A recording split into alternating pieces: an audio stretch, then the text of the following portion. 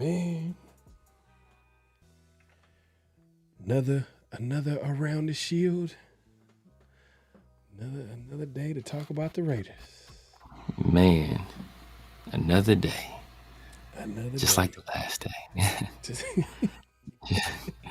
Just like our offense. The more things change, the more they stay the same. Man. And the Lake Show got to win tonight, though, without Luka, man, you know. Oh, the Lakers? Yeah, we want to beat Toronto. No Luka.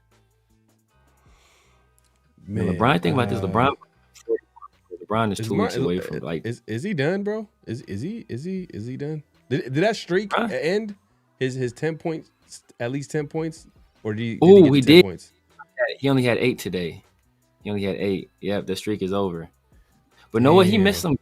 Yes, the streak is over. He only had 8 today, which is crazy. Bro. But that shows you, man, like he was kind of selfless because on the last play of the game, he low key probably could have just drove to the hole, tried to score, got to the free throw line, tried to, you know. No, I think it ended. I wasn't even talking about today because they were talking about it like the other day that it was probably going to end because it was like the fourth quarter and he had like 7 points or like 6 points. I don't know, or 4 points or something like that. I don't know. Maybe it ended before it did. I know today he didn't get 10. Damn, man. Hey, Father Time is undefeated, bro. Father Time is undefeated, but look, man. He's 41 years old. He still played 36 minutes. He only had 8 points. We had 8 points, 6 rebounds, 11 assists, no turnovers in 36 minutes. But he's playing 36 minutes in the NBA at 41, basically. That's wild, man. That's crazy. That's wild. Man. That's crazy, man. Don't forget to clock in. Like, comment, subscribe, hit that notification bell. Here we go. Great Pharaoh, the gift of Troy is a fabulous fabric from the land of the 5 rivers.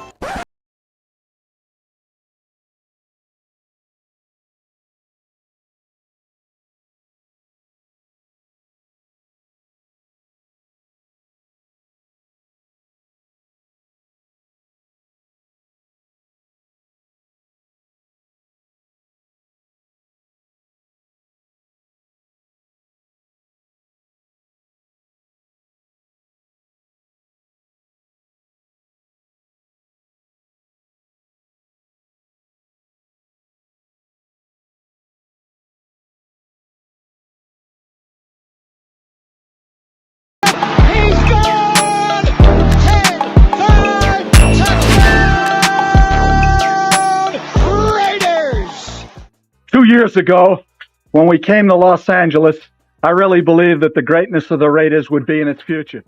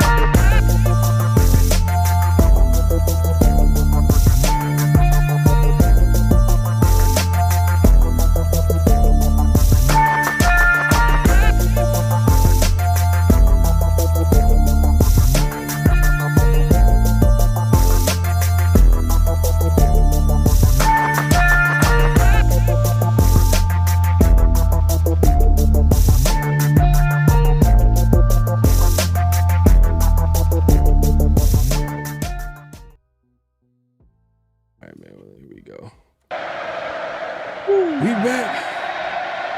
We are back. We are back for another edition of Around the Shield, man. Myself, PharoahNFL, obviously my guy, the Severe Raider in the building, man. We appreciate everybody pulling up. Make sure to clock in. Hit that like button, hit that subscribe button, hit that notification bell. Hey, man, another day, another Raider show. Hey, look, we're going to be back at it today, man, to talk about the Raiders. We'll get into that. Obviously, I'm sure y'all probably watched that Thursday night football game. The Lions end up taking that, right? Lions 44-30. Man. Yeah, man. When is the more I think about it, when was the last time the Raiders scored 40 points? Was it that 40? Chargers game? Chargers game. The Chargers game.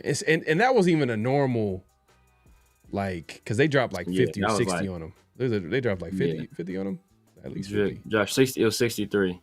Man, they could have had the record, but that was like, I think they had it was two or three defensive scores, which is like, obviously it's still points, but it's like, that wasn't like just offensive performance is amazing. Like it was, we had some defensive scores in there too. So yeah, man.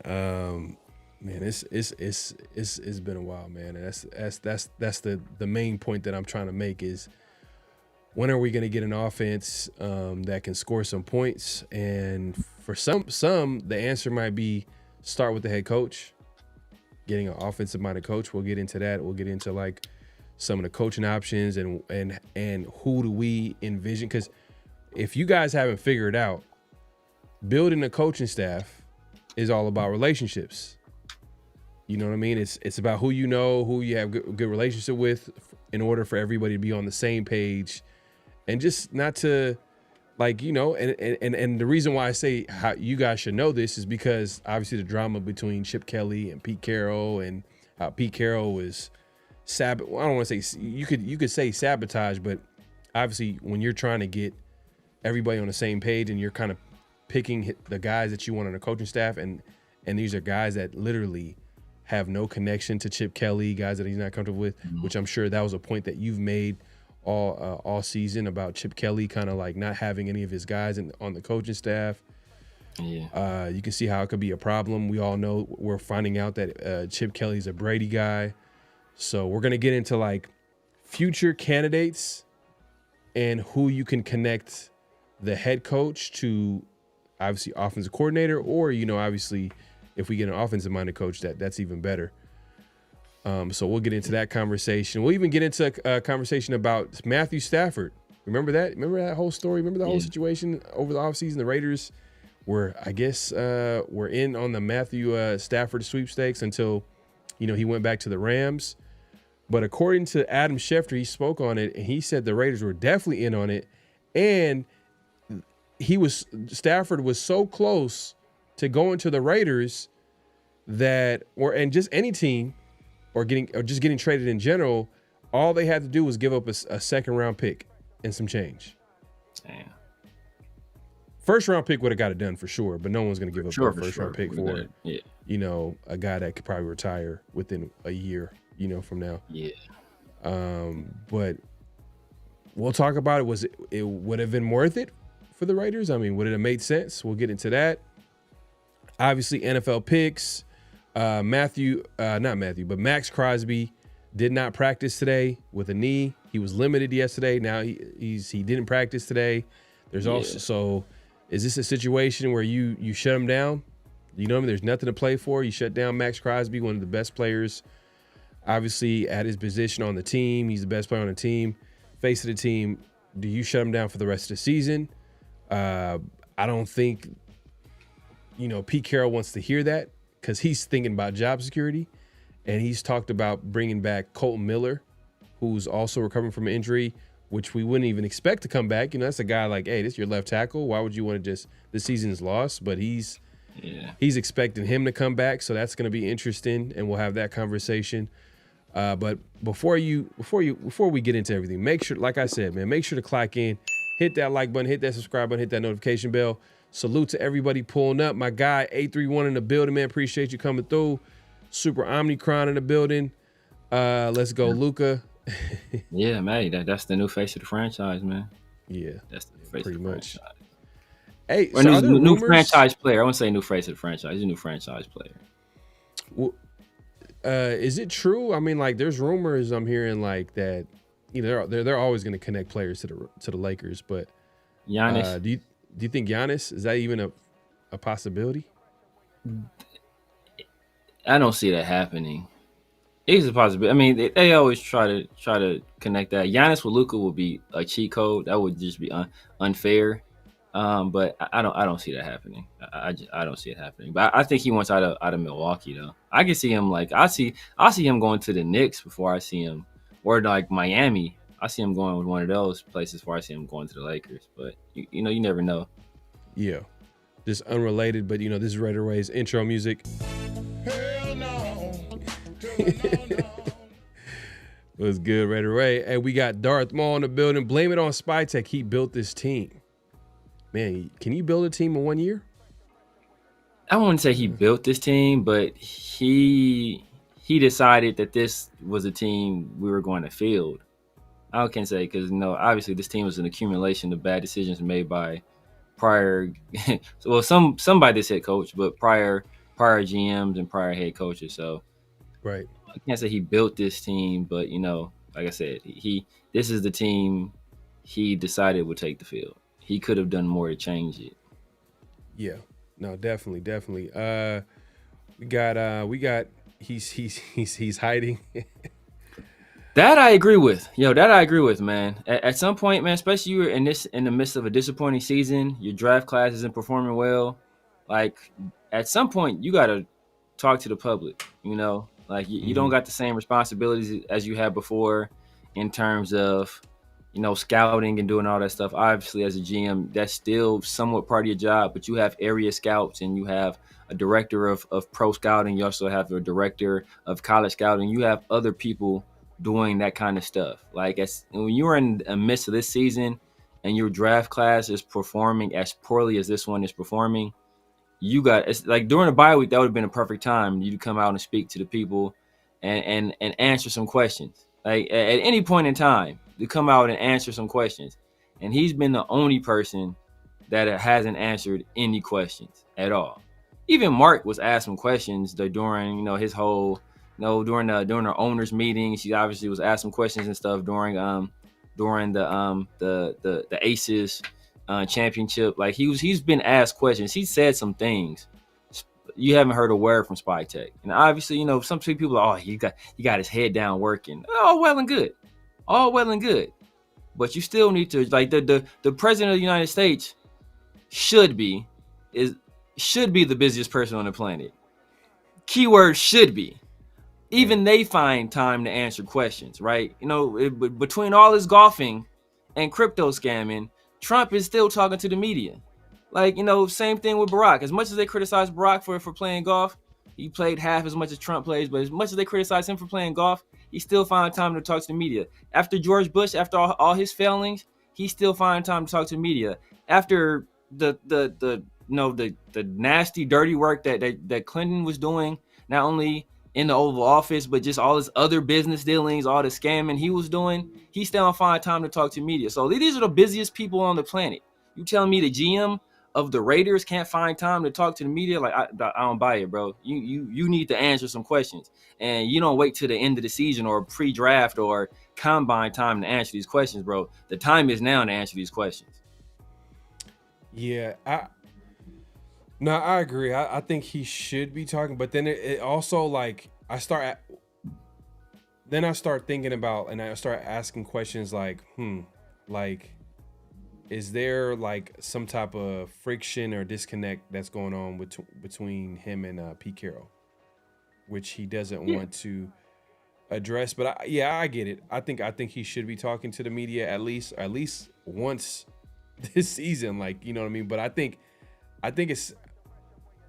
there's a chance where I think the Pete Carroll hire, I think it just seems weird. Like the whole setup between Pete Carroll and Spytech and just the whole situation with Chip Kelly being hired by Tom Brady. We're still learning what everybody's role is. Like on paper we're like, oh, okay, Spytek's the GM, but then we got Tom Brady hiring OCs, offensive coordinators. We got Tom Brady probably having an influence on the entire offseason. So is Spytek just a highly paid scout? Is he just a GM in name? We still are figuring these things out. Like we feel like we know it, but then like as time goes on, we're like, wait, hold up. Brady did what? So if anything, the guy that should be talking is probably Brady. But Brady's done an interview. We talked about what Brady gave his whole thoughts. He gave us a whole dissertation of why he don't like a certain type of quarterback. He talked about that. That was before the season, though. That was before the season. That was right before the season. Okay, he's done an interview recently, though. It was right before the season, but a lot of the things that he said in that interview are relevant to the season. So like we brought up conversations about like, hey, look, we're at a point where Brady was like, once we get to the halfway point, Thanksgiving, teams either get better or get worse. We're there, and it's kind of interesting that he made that point, and the Raiders are probably getting worse. Not getting better. No, but Brady did a recent sit down interview. I can't remember who it was with. He did a recent sit down interview, but not about the Raiders. Not about the Raiders. You see what I'm saying? Not about. But I think he was asked some question. But the thing about Brady is that's kind of like a third rail where he's not going to answer questions about the Raiders because he doesn't want to jeopardize that other relationship he has with the network. So he doesn't want to really go too far into. So he's always going to be kind of skittish about any specifics regarding the Raiders because, he can never really say how much he's really involved because, they'll kind of not necessarily violate his contract. What was it with Fox? It wouldn't necessarily violate the contract, but he doesn't want to bring undue attention to it because he understands the kind of dynamics and how people in NFL circles felt about it. So he's not going to talk too much about that just because of how people feel about it. Spytek, bro, you ain't got no excuses. This is your only job, brother. Outside of letting your son pick Aston Genty, outside of you doing that, this is the only job you got. You feel me? So you need to be answering questions, and you ain't answering no questions. So and address something, say something. You don't got to release a statement. You haven't done anything. And it comes to a point where obviously you don't got to say anything where you're going to throw Pete Carroll under the bus or throw Tom Brady or Mark Davis. You don't got to throw anybody in the bus, bro, but you need to say something about what your thoughts on this team and the direction you feel this team should be going forward, or how you feel about the draft class. You need to be saying something about something. And the fact that you're silent, like I said, man, it makes it appear to people that you're hiding. Yeah, it's a valid question, man. It's valid a question like, why is he not talking to the media? Why is he not talking to, why is he not addressing the state of the team and what's going on, and like just like at least like reestablish like what's the vision for this team? What like, but I don't know, man. It's bro, that Raiders situation, man. And it's nothing new. The Raiders are always dysfunctional. Like it's just they're used to this. Like they think this is normal. Like the organization thinks it's normal. Mark thinks this is normal. That's why like it's happening. It happens so often. He thinks it's normal, and this is not. This is why is dysfunction normal with the Raiders? Because it's being allowed by the owner, meaning that. And when I say allowed, like when you don't have a structure in place, and the same thing happens year in, year out. Like the fact that like, but I don't even want to get into the Mark situation because we could easily go on a whole tangent of how Mark Davis is this and that third. And I know a lot of Raider fans. There's a certain percentage of Raider fans that want to talk about Mark Davis, which I'll do from time to time. But then there's also a certain percentage that they don't want to hear about Mark Davis because I get it. There's a hopelessness to just having that conversation. So I'm telling you, bro, like you have this conversation. Some people don't want to. You can tell they don't want to talk about it. I don't even think it's a hopelessness. I'm to the point where you guys said y'all don't want Mark Davis involved. he said he's not involved. And now that he said he's not involved, everybody's like, where's Mark Davis on this? Where's Mark Davis? Like, nah, bro, y'all can't say you don't want him involved and then say, why aren't you stepping in? And, bro, it is the same thing. No, it is the same thing. You can't say you don't want him involved and then say he needs to meddle the second it doesn't go right. I'm not saying because I don't want you to compare like him making football decisions to me wanting him to be involved to make those decisions. I'm not saying that. What I'm saying is we need to have a structure in place. We need to have a checks and balance system in that building where you don't and it's too late for that because he already sold a piece. He already sold a piece to the team to Tom Brady. We know the checks and balance. He's told you. That's the thing. He's told you what the checks and balance, whether you don't want to believe it because the other person is not accepting the role publicly. And we kind of already know why he's not going to talk about his involvement publicly. We've already heard about the secret plane trips and all the phone calls he was making to recruit head coaches, whether that was Ben Johnson, whereas that was the phone call he made to Bill Belichick. We know who's the guiding hand here. Mark Davis has said it himself. Mark Davis literally told you, yo, Tom Brady's doing everything. And people are like, man, I wonder who is running like Mark Davis told you who's doing everything. Y'all don't want to accept that because the other person is he's doing things, like I said, he's doing things because he doesn't want to violate the contract with Fox. He also doesn't want to, cause any disturbances in league circles with the owners because that could cause problems for the Raiders, which in turn causes problems for him because that's where he's invested his money. But we know who's the pseudo president of football operations. Now, if you feel that it's on Tom to either say you be the actual president of football operations or you do the Fox thing. Now, if you want to say that, I'm cool with that. But don't be like, oh, Mark, what are you going to do about this? Mark, he did what he was supposed to do. He sold a piece of the team to Tom Brady to run football stuff. He sold a piece of the team to these other guys to get cash, to bring in coaches, to players, to upgrade facilities, to add. He did that part. And then he left it alone and said, you guys who are football people and business people, you guys do it. Now that it's not going well, you guys are like, where's Mark at? Like, nah, bro, y'all can't be like, where's Mark at when y'all told Mark to stay away. Nah, man. I get what you're saying about. I'm not saying Mark come make football decisions. Come be the coach. Come be the GM. I'm not saying that. I'm saying the reason why the Raiders have been dysfunctional for a long time, and some of it predated the Raiders. To be fair, like this is not a normal situation. Like he was not set up. Like the Raiders weren't set up for Mark Davis for him to just be the owner and there's a structure in place. Like he's kind of been entrusted by default by being the owner of the Raiders to figure it out.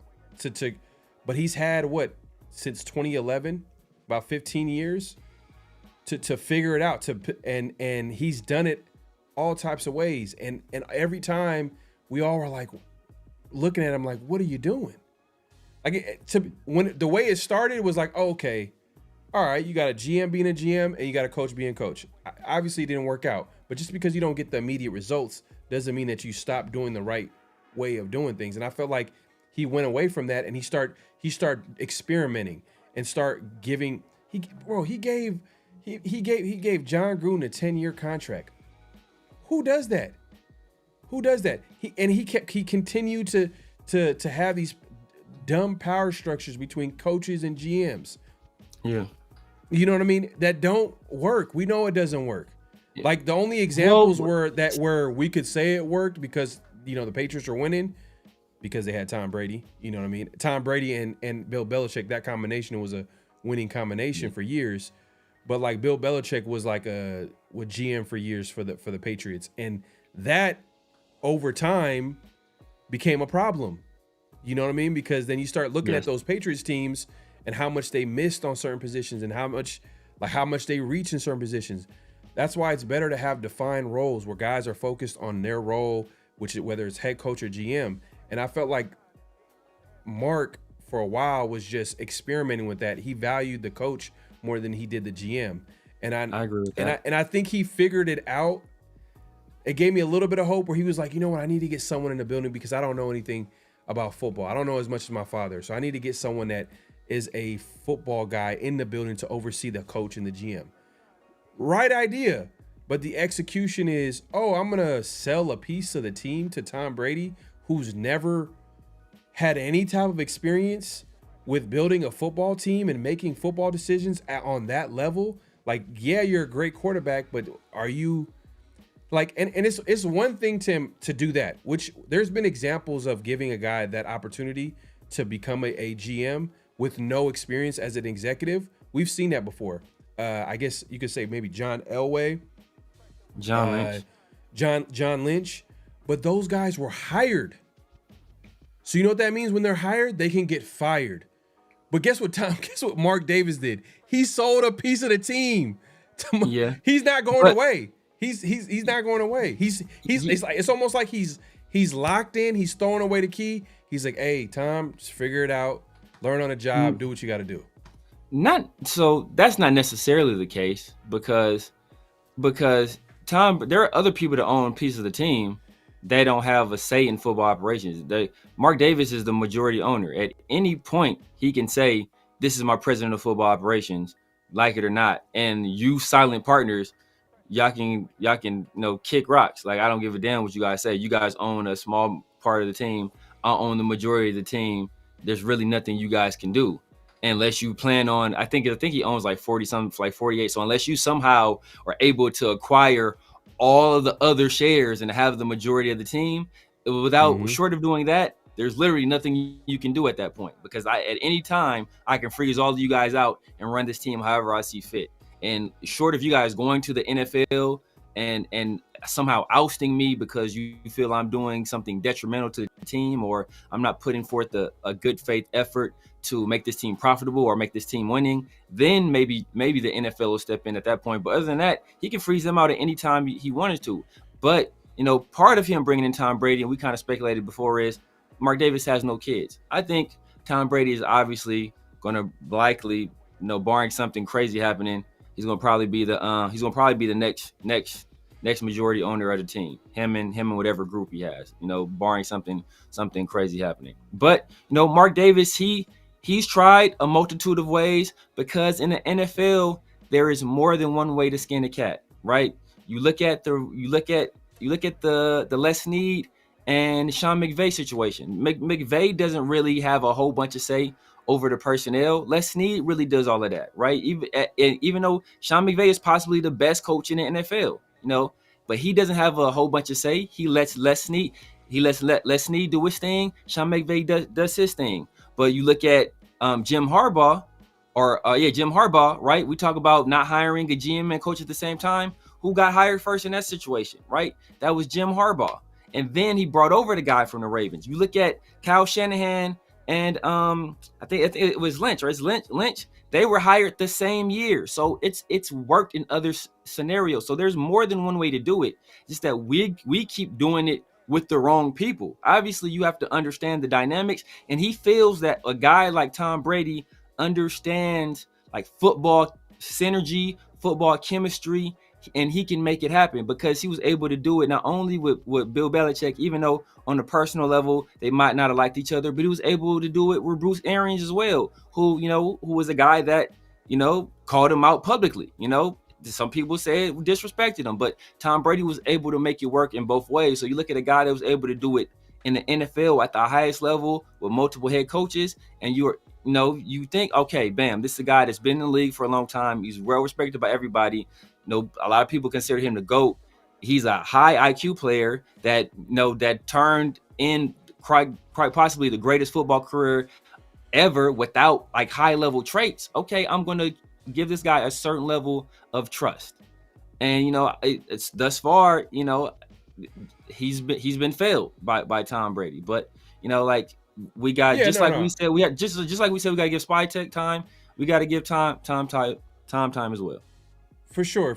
I don't want to make it seem like I'm giving up on Tom Brady. I'm just saying that like we're gonna look back at this season, right? We're gonna look back at that season and we're gonna be like, oh, Pete Carroll. Pete Carroll this, and Chip Kelly this, and Geno Smith this, and then for some people, Spy Tech this, because that's how the conversation started.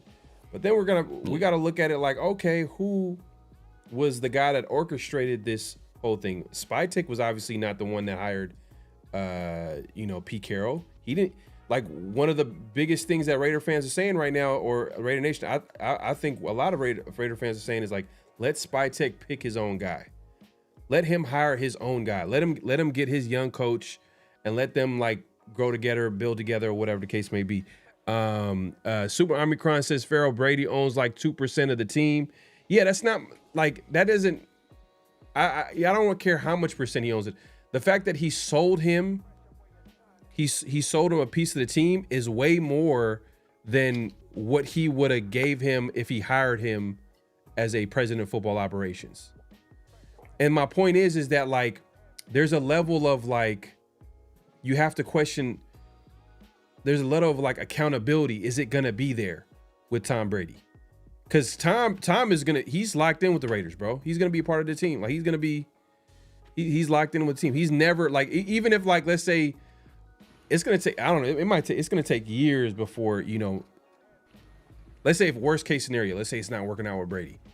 I think the way Mark looks at the Brady situation, he looks at it kind of like John Gruden, where he gave him a 10-year contract, but instead he gave him a lifetime deal in some ways, because he gave him ownership. Yeah. He gave ownership of the team. Like, there's no there.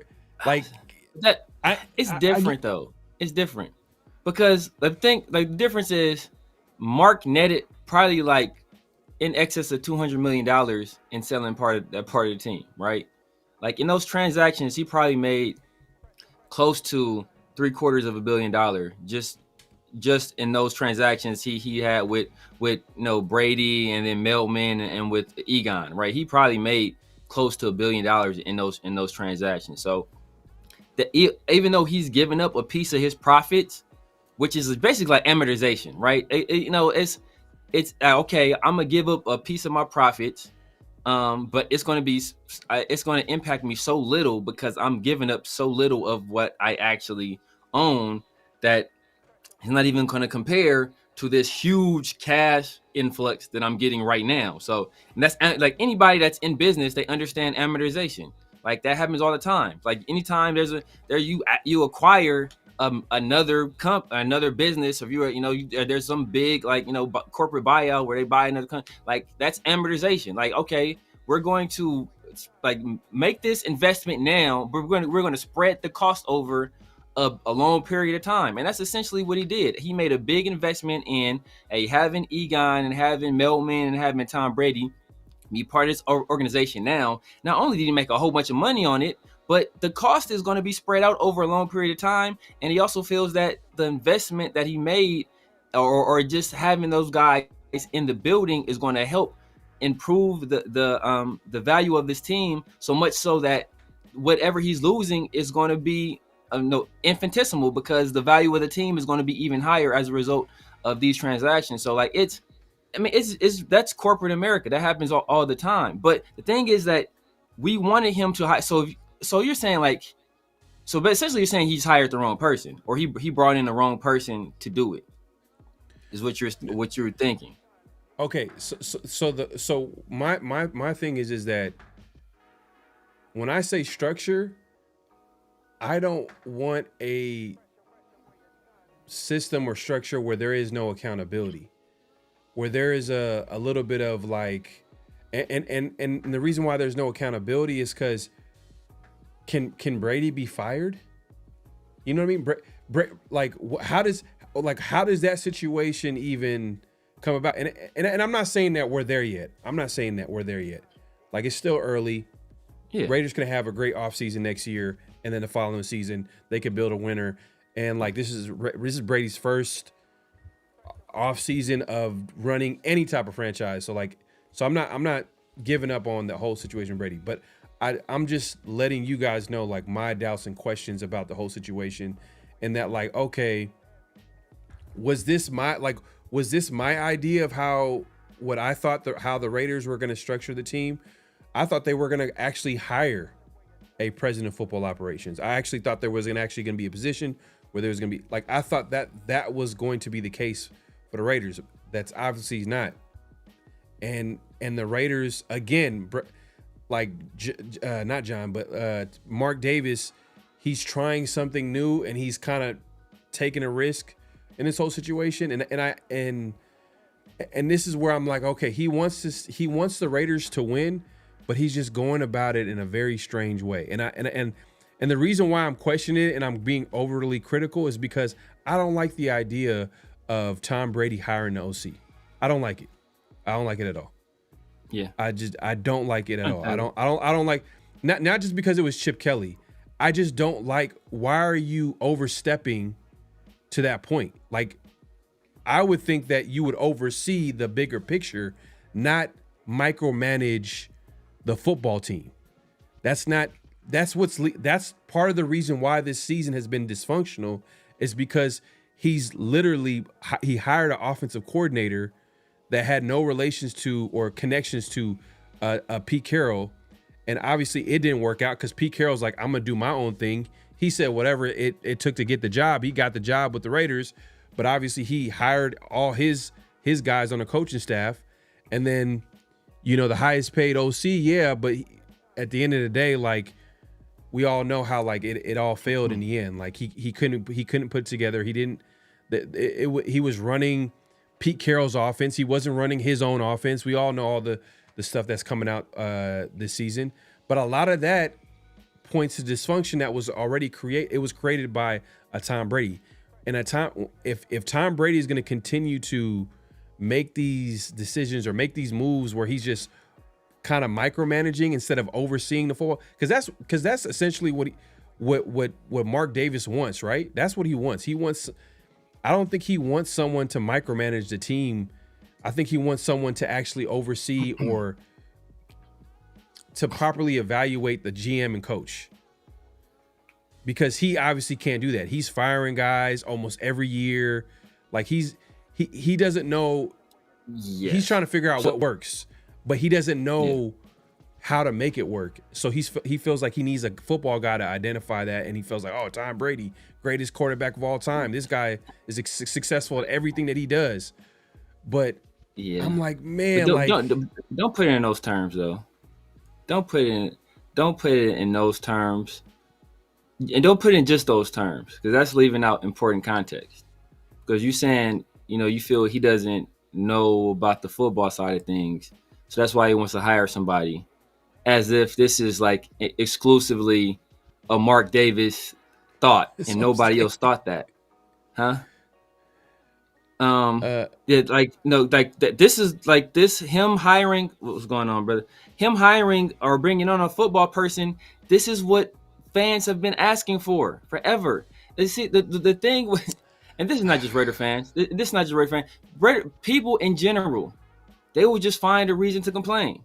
We forever said Mark Davis needs to bring in a football guy, let them handle the football side of things, right? Because Tom Brady, he owns, there are five owners of the Raiders. There's Mark, and Mark owns 51%. Carol, his mom, obviously, she doesn't own anything anymore, but she owned another large share. There was Tom Brady, Tom Wagner, Egon, Durbin, and Michael Meltman. Those are the people that own the team. Like, you don't hear, Egon is not in here hiring coaches or firing people.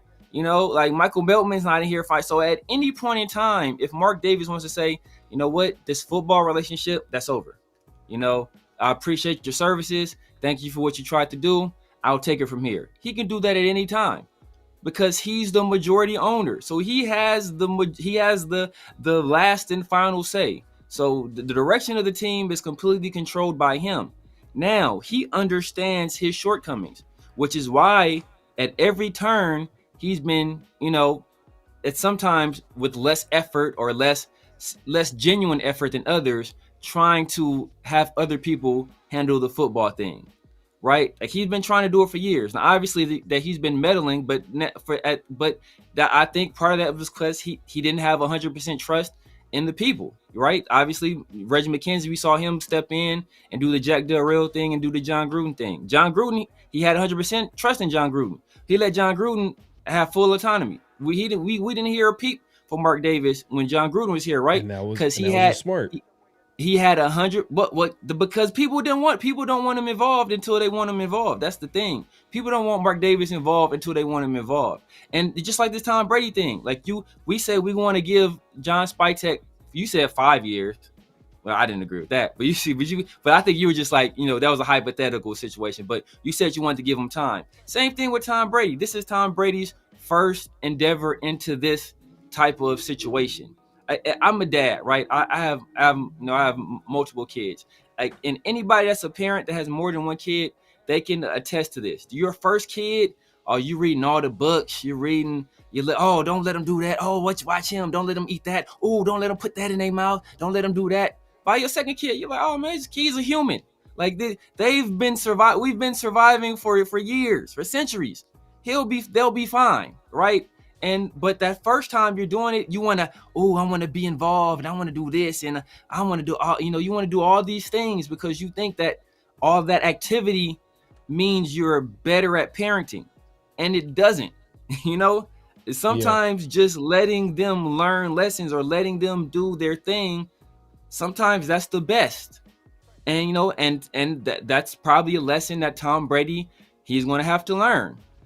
Pete Carroll still hasn't learned that lesson, because instead of letting a guy that's, regarded by many as an offensive genius, a guy that's regarded as many as, a genius in designing run schemes and fantastic at getting rushing production, who's done it at every single level, instead of letting that guy make decisions in the run game, you decided to meddle. So obviously Pete Carroll is the person in this whole scenario that's the most at fault. Now, if you want to fault Tom Brady for that, if you want to fault, I don't know how involved Mark Davis was in hiring the search firm. If you want to fault him for that aspect of it, all well and good. But he's the person at the epicenter of everything. Yeah, look, because now, like I already know, like, just going back and forth on this situation, it just sounds like I'm being overly critical of Tom Brady, especially because it's only been 1 year, and I don't want it to be a situation. I don't want to fire a head coach after 1 year. I don't want to fire a GM after 1 year. I don't want to get rid of people that you've basically entrusted to make decisions for the football team after 1 year, because the Raiders, in order for Raiders to be good long term, it's going to take more than 1 year. So you're going to have to see a plan play out. You know what I mean? You got to let it play out a little bit, so at least there's some stability in that franchise. It's just, if we're talking about what went wrong this season from the dysfunction, we got to start with Tom Brady. Because once I heard that, like, Chip Kelly was hired by Tom, I'm like, come on. Once before the Chip Kelly, when we found out that Pete Carroll was hired, Pete Carroll wasn't hired by Mark Davis. Pete Carroll was a guy that was recommended to Mark Davis to hire by Tom Brady, because he led the search. He's the one that got rid of AP. He was the one that influenced AP not coming back. Whether you agree with it or not, I'm not here to go back and forth on it, but it started there. He's the one that got rid of Telesco. For all the Telesco guys in the building, he got rid of Telesco. He wanted to get his guy in the building. He got Spytek in the building. And then he went after Ben Johnson, which I'm not mad at. Ben Johnson, obviously, right now he's doing a hell of a job with the Bears. But obviously it was a swing and a miss. And he figured out real quick that his name, Tom Brady, is not going to carry weight when you don't have a quarterback, when you don't have the talent on this team to warrant to get like some of these top candidates. So he tried, but it didn't work. But his fallback option was Pete Carroll, a 75-year-old coach, which we criticize. But, there was a lot of fans that were like, oh, what are you talking about? Pete Carroll's won a Super Bowl. Man, like, he's the best coach the Raiders have ever had. Like, have the Raiders ever had a coach like Pete Carroll? maybe John Gruden, like, all that talk. I remember I was like, bro, he's 75 years old. Yeah, man. Like, are y'all not going to look past just 1 year? Like, what is it going to look like in 2 years? Like, aren't y'all tired of getting rid of coaches after 1 year? And it's crazy that we're at a point where now we're like, hey, we got to get rid of them. But look how bad it is, from the dysfunction, from the young players not getting on the field. This is all, if you could just look back on, connect the dot to who hired Pete Carroll, that's on Tom. That's on Tom Brady. So that's all I'm saying. That's like right now, it's just like, man. And then you start looking at like the whole Tom Brady situation is like, damn, like Mark Davis really went all in on Tom. Because he didn't hire him. He sold him a piece of the team. And someone said, oh, only 2% earlier, right? And I'm going to address the super chat in just a second. It's 5%. Like 5%. But you know what? 5% of a sports franchise, you know how much that is? Tom Brady is winning. He is winning, bro. Like, that's a... But that's an investment. Like I said, because it's not, well... It's not like he gave the 5% away for free. He damn near tried to. He damn near tried to. And the NFL had to step in. But that's because, like I said, bro, like when you're in business, you understand. Like sometimes you have to take a loss to get a gain, right? Like there have been like I think I've made this example before, right? I can't remember what movie. It might have been like the Batgirl movie or like a Batwoman movie. Like the studio decided they had filmed the movie, like paid all the actors, paid the directors, paid everybody involved with the movie. They decided that it was more cost effective rather than for them to release the movie and for it to bomb. It was more cost effective to just claim the movie as a failure and then get the insurance money from it. And sometimes you have to take those. You have to make those moves, and that's what Mark Davis did. So first of all, he made money off the sales of the shares. He sold it to multiple people. So he sold, I think 15% of the team or whatnot. Sold it to more people, and he's going to lose that. That's money is going to be lost over time. Yeah, there's going to be money that's lost in the revenue sharing over time. But in the meantime, he was giving a cash influx of liquid. You're right. He's not independently rich of the Raiders. So just having that cash immediately, damn near, that's a boon for him. And then that loss is going to be infinitesimal because he's taking the team from $700 million to $7 billion in value. Like he's winning. Like, so like that like he probably sold though that 15% for what the Raiders when he took over the team. So like he ain't tripping off of that. He's not tripping. And like I said, at any point in time, he can quiet Tom Brady's voice and say, you no longer have a voice. But this has gone on before Mark Davis. Like I was just talking about this with my boy, and this is what I was talking to you about before the show. The Raiders haven't won the Super Bowl since Super Bowl 18. Super Bowl 18 was played January of 1983. Thriller came out November of 1982. Thriller was a new album the last time the Raiders won a Super Bowl, bro. People was like, have you heard this new Michael Jackson? This is incredible. Like, that's how long it's been. So like it's going to take time and we've waited. And there's people that it's going to take time for this thing to happen. Obviously, Mark has owned this team for a long time. He's made some bad decisions, and you can blame him. Hey, if you want to blame the Pete Carroll hire on him indirectly, because low key it's his fault, because he created the conditions that led to the only person that was really willing to take the job being a 74-year-old man. Mark Davis created those. He helped create those conditions, right? Right. Al Davis played a major factor in it as well, just with the stigma of how he treated coaches, and he helped create that stigma. But Mark Davis continued it on. I said it at the time we fired Josh McDaniels, and then he doubled down on it by firing Antonio Pierce. So he helped create the conditions that led to Pete Carroll. Even though he didn't directly hire him, But, I don't think Pete Carroll wasn't their first, second, or third option. I think he was, at one point, possibly the only option.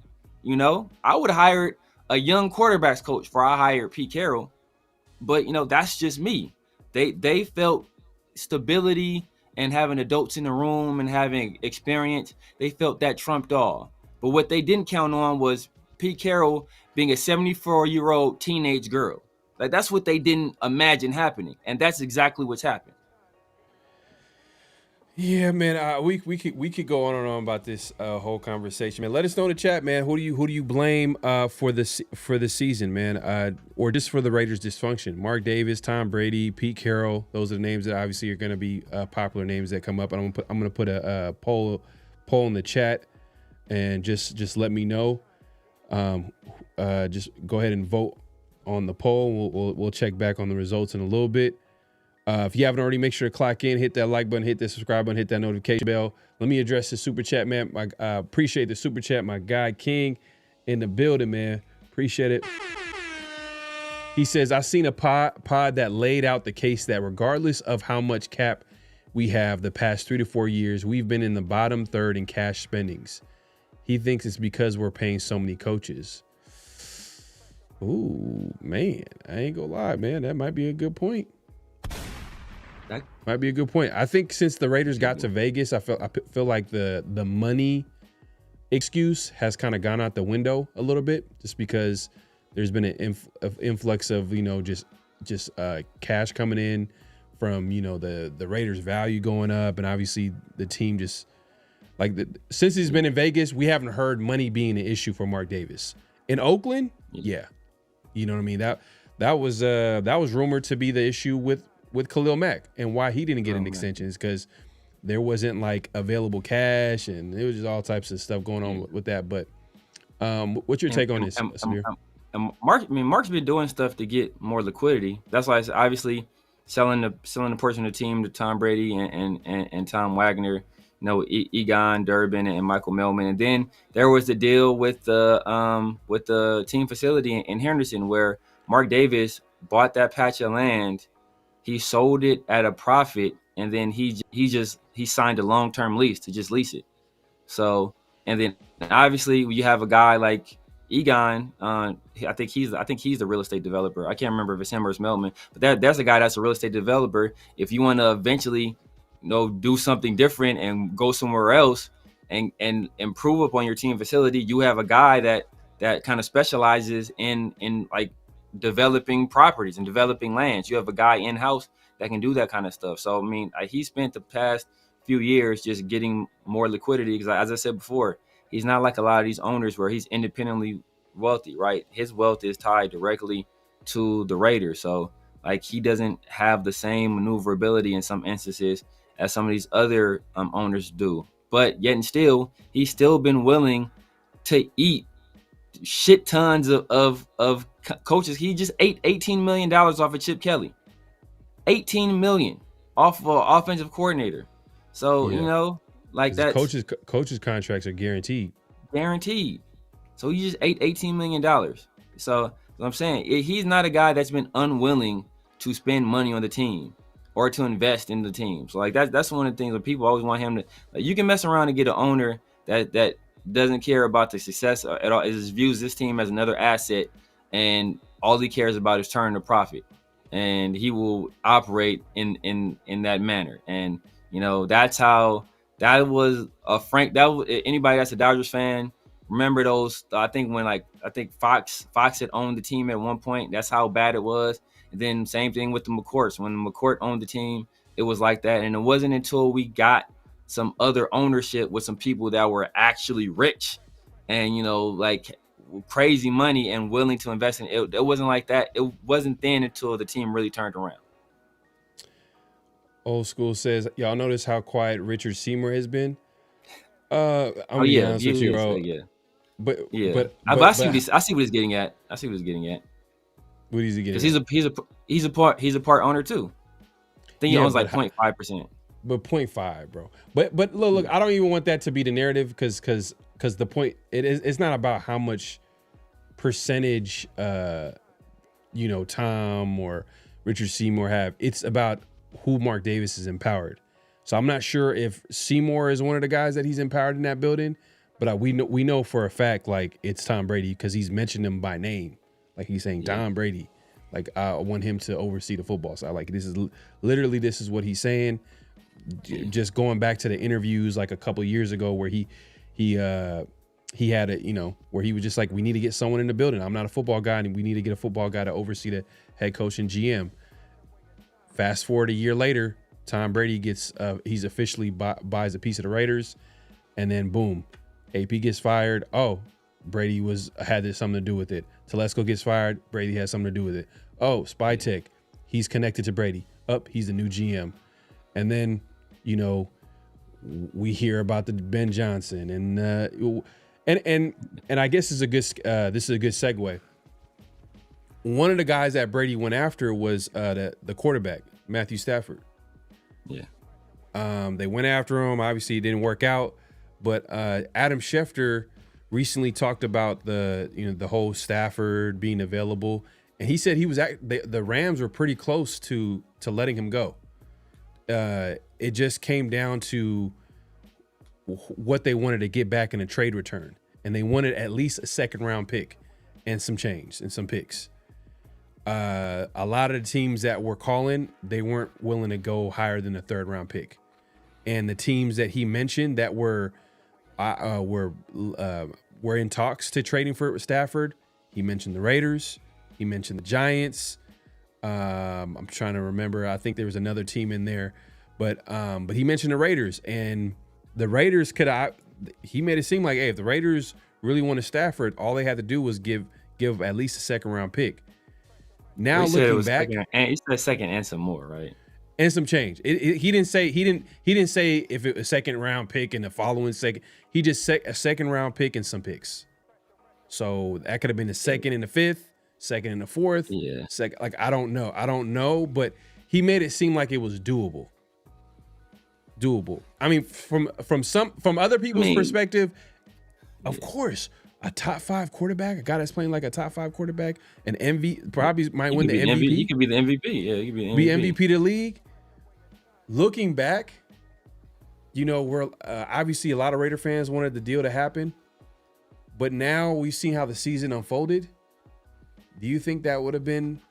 You think it would have worked out with the Raiders? Because I know another popular talking point is the fact that Tom Brady. I'm going to keep bringing Brady's name in this.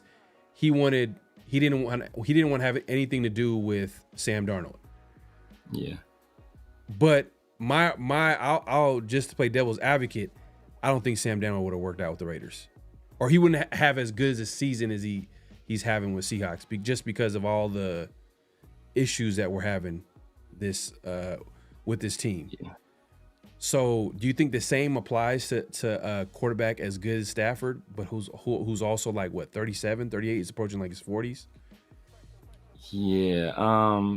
So the thing about Stafford, and it's some of the issues I had with Geno Smith initially when we traded him. Obviously, I kind of changed my tune on him after hearing some of the film people and hearing how high they were on him as a player. But my issue was like these guys are older guys, So like the Geno Smith pick, it would have made sense if we drafted a young quarterback.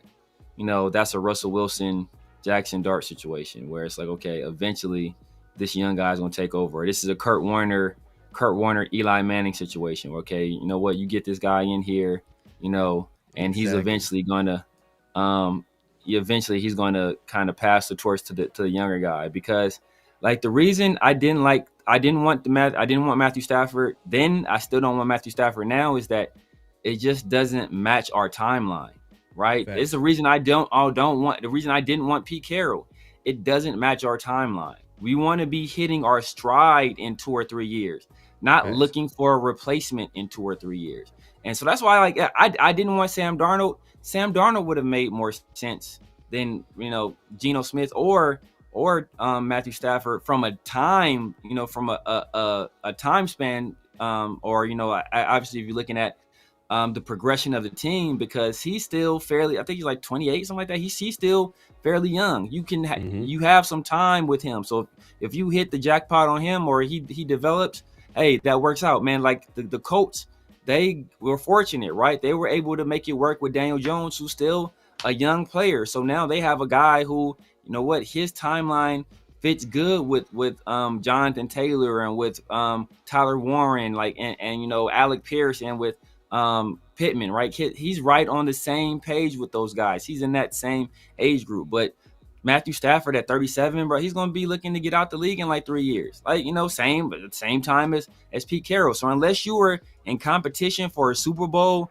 within those 3 years, that's wasted. And we weren't going to be that. We weren't going to be there. The only saving grace would have been that I just think that if you have Matthew Stafford here instead of Geno Smith, first of all, you don't draft Jack Best because you don't spend a second round pick on him because you already gave it up for Matthew Stafford. So maybe you draft a guy in the third instead.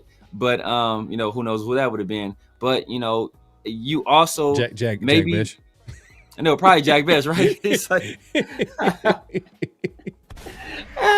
shit, that is absolutely correct. Because it was a late second. It was a late second. We traded back twice. So like 5 picks later, it was the third round. So it would probably still drafting Jack Best. Yeah, goddamn.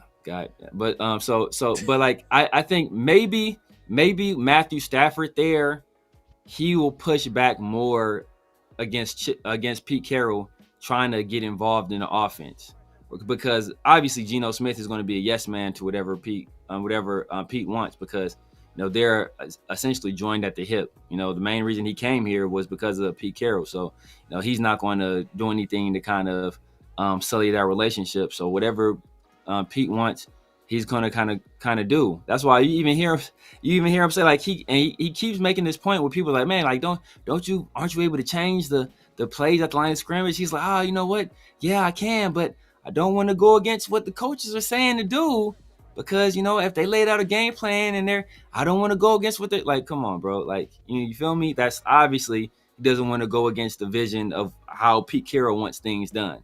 So maybe if you have Matthew Stafford here, the offense looks different by virtue of them actually running the offense that Chip Kelly actually wanted to run, where Ashton Jeanty is featured in the passing game, where Michael Mayer is featured in the passing game, where Brock Bowers is doing a plethora of different things. Like, maybe that's the offense you get, you know, because people talked a lot about Brock Bowers only getting 3 targets with Chip Kelly. Guess how many targets he got last game?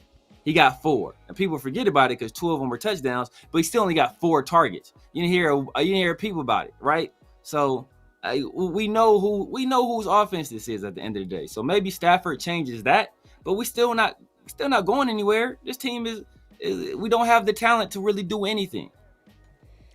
You think that what contributed to, you know, Bowers not getting the ball, I know it's a little bit off topic, but like not getting the ball like that, was because they were focusing on protection and like keeping the, you know, tight ends in and keeping the running backs in to pass protect, or at least chip.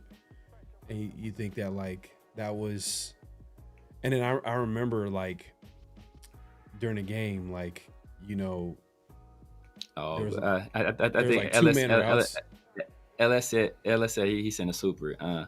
So why you look for that? Yes, but that's why I keep telling people, because people were complaining about, why the Raiders only having these two-man routes and all this stuff. Well, part of the reason is yes, because I think I forgot who said something about that. I think it was Ted Nguyen. He brought up he made why is only 2 men out on this route, and there's no outlet for Geno. I forgot what play it was. I think it was against the Browns.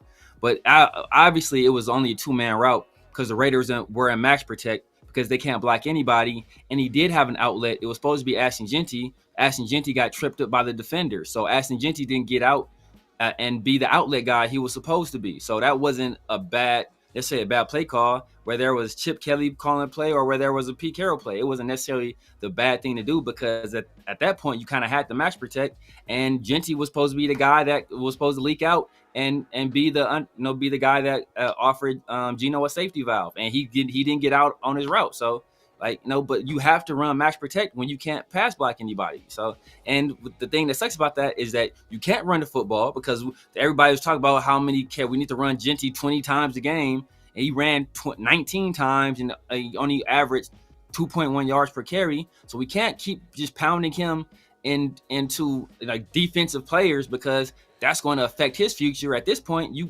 that's your investment. You can't ruin him year one and just have him just get beat up for a season that's essentially lost. So while you want to get him some rhythm, like, you also got to balance that with, okay, how many hits do we really want this guy taking? Because he's not a guy that's, that's avoiding contact, or, being elusive of not getting hit. Every time he runs, he's getting hit a lot.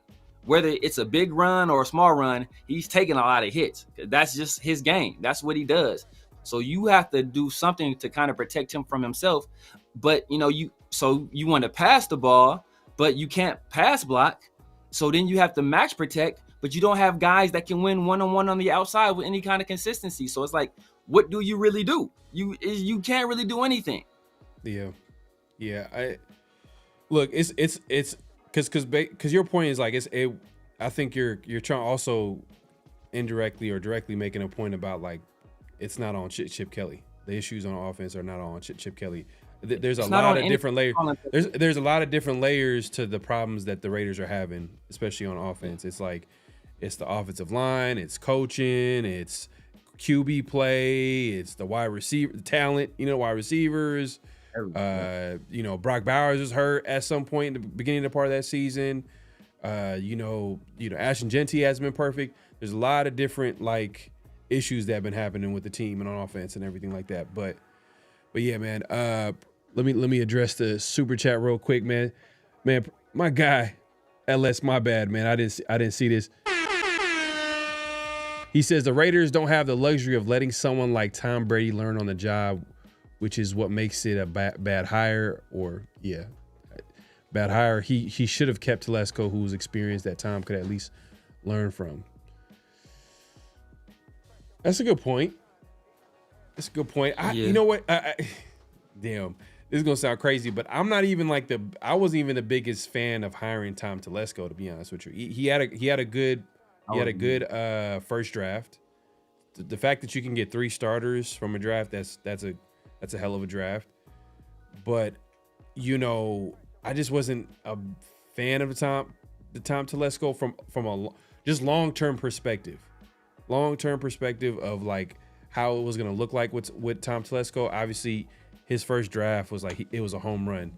But, like, how he addressed the quarterback position was like, disgusting. He should get locked up just for that alone. But, that's just me. But then, Spytek comes back, and Spytek and Brady, and they at least trade for Geno, who on paper should have been probably the best quarterback the Raiders had since Derek Carr.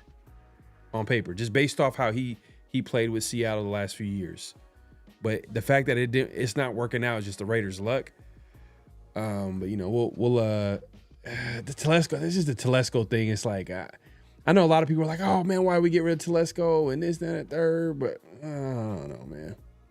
I wasn't like, I didn't like it because they're just getting rid of a GM after 1 year. They're getting rid of a head coach after 1 year. That on the strength of just that, I don't like that. But whoever they hire, they should be locked into them for at least 2 to 3 years. 2 to 3 years. A GM, I think, will be a little bit longer. I mean, some people say 3 years. I'm probably leaning towards more 4 years. Obviously, as each year goes by, there's going to be extreme exceptions to the rule.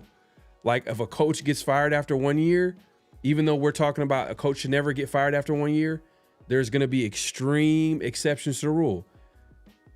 Pete Carroll, I think, is qualifying for that right now. Like, just because based off his age and just how the season's gone, how he's handled the team and the games that he's kind of playing, we can see right through it. You know what I mean? Him trying to point the finger at everybody else, but himself and his family, pretty much. But same thing with a GM. I think it applies to them too as well. Like, there's going to be extreme. I don't think there should be any reason why you should fire a GM after 1 year. Like, unless something like, I'll say for them, it would be something like, man, something off the field, like something crazy. Like, what's the GM for the Commanders a few years ago before Adam Peters? They literally fired him not because he was a bad GM or a talent evaluator. It's because he was an alcoholic. I think it was something to that effect. It was a weird situation. Or was it the Jaguars GM? It was Scott McCullough. Was it Scott McCullough? Oh, Scott McCullough. Yeah, Scott. Yeah. I think it was yeah. I think it was Jaguars GM. Yeah, it was. Was it 1 year though? I think he lasted long. Was it 1 year? Maybe it was 1 year. It was 1 year. He lasted longer, but the reason why was off the field. Yeah, I think it was some off the field stuff that really contributed to him getting let go. But like that shouldn't be. I don't have to say that. Like but sometimes you gotta spell it out. Like, oh, what? Are you gonna give a GM like this many years? Like, yeah, I'm gonna give a GM this year. But like, if he does something crazy, his first year, okay. Second year, it's probably a little bit less. But but on average, a GM should get at least like 3 to 4 years. You know what I mean? I know a lot of people are like, oh, 5 years is too long. But like, man, like if you look, I'm telling you, bro, just look at these GMs and you look at the first 5 years and how they were able to stack talent. Just get 1 starter here, 2 starter here. You know what I mean? 3 starters here. Like they're just stacking talent, building up. And it's not even just about drafting guys. There's more to a GM's job than just drafting guys. It's also, signing and trading and hey, to your point, you know what I mean? Also, part of the job of being a GM is talking to the media, which Spytech, we haven't seen him in a while, so that's part of the job too. So which I agreed with you, like, yeah, that should happen. But to my point was like, you got to question who's in charge and who's actually making the moves and what Spytech's role really is. Is he actually a GM? You know what I mean? Like that, you got to really question that a little bit. But it's too early to tell. It's too early to tell. It's too early to tell, and admit that however this, like whoever's decision it was, like the Pete Carroll move is just an unmitigated disaster, right? Whoever's decision that was, it was foolish on multiple levels. First of all, we paying him $15 million a year when nobody else in the league wanted him. So you lost those negotiations, right? Then you let him come in and think he has like say over the personnel, or he does have say over the personnel, obviously with the way he's been operating over the personnel, over the coaching staff. So you gave him all this authority, but nobody else wanted this dude. So you give him all this power, all this authority, like you lost the negotiations against yourself. It was either him work for us as a head coach or him do nothing. And so those are his only options. Now, did we have like other options as head coach? Maybe we felt they were far less than Pete Carroll, but we had other options. Pete Carroll had no other options if he wanted to be a head coach in the NFL. Literally, nobody else was going to hire him. So we had all the leverage, we had all the power, and we still lost the negotiations. So that was probably on Tom Brady, because Spytech wasn't involved with that. But as you said, plenty of times, we didn't like the well, I personally didn't like the Telesco thing, is because I've always been a fan of Ed Dobbs. I wanted Ed Dobbs, before too, so we thought when it was either Harbaugh or AP, we thought Ed Dobbs was coming. We thought it was between Ed Dobbs and Champ Kelly. That was the conversation. Telesco was just, okay, this is just a throw-in name. I don't know why they even talked to this dude. He just got fired. Because as you said, a lot of times, GMs generally don't get a second time. So a lot of the GMs in the league that are having success, they're first-time GMs. Adam Peters in Washington, first-time guy. Ron Wolf's son, I forget his name. Go ahead. Wolfson, right? He's the son of Wolf. He's having success. He's a first-time GM. So a lot of these guys that are having success in the league are first-time. The Minnesota Vikings GM, that he was a first-time young GM, right? So a lot of these guys that are having success in the league at GM, they're first-time guys. So I don't know if that translates necessarily to like executives and presidents of football operations. I haven't looked into that, but like being new at something or being young at something, and not being good at it, those aren't like mutually exclusive. You can be your first time and still be good at it, right? It's just that Tom Brady isn't. So and that's also a non sequitur as well. Just because you're not immediately good at it, don't mean you can't or won't be good at it either. So you got to give it some time. Like everybody wants to give Genty all this time. Okay, like you want to give Genty more time than you give the GM or the president of football operations. Hear me out, Severe. Hear me out. Look. If this is why, like, man, I don't want to be that guy, but I have to be that guy. Cause like, all right, wouldn't it make sense? Okay, you hire a young GM, you hire a young coach. Those guys, the majority of teams are teams that have first-time coaches, first-time GMs, and they develop into their role. None other than like great example of that is probably San Francisco. Kyle Shanahan, John Lynch. You know what I mean? You could talk about different teams around the league. But my point is that like it would have been smart. This would have been smart by Mark. If it would have been smart if the person that you've empowered to oversee the GM and coach, that person should have been the guy that's should have had the most experience. That guy, that is the guy that has experience on team building. That is the guy that had success in previous stops. That's the guy that you probably would want to like throw the bag at. In this case, he did with Tom Brady. But the problem is that Tom Brady, like, it just, I don't know, man. Look, if he would have hired Ozzie Newsome and threw the bag at it, like that would have been a smart move. Or even Harry Roseman. Should have offered Harry Roseman. Should have put a blank check in front of Harry Roseman. Because it wouldn't have been because I don't know what Harry Roseman's role is as GM. But yeah, I'm sure if you go to one of these top GMs and you give them basically a raise, you know what I mean? It wouldn't be a lateral move if you give a GM a president of football operations. You kind of give them even a bigger role than just being a GM, like a Les Snead or even even the GM in Tampa Bay. Jason Light, yeah, you can put him up there as one of the best GMs in the league. He's done some good things as far as building a football team.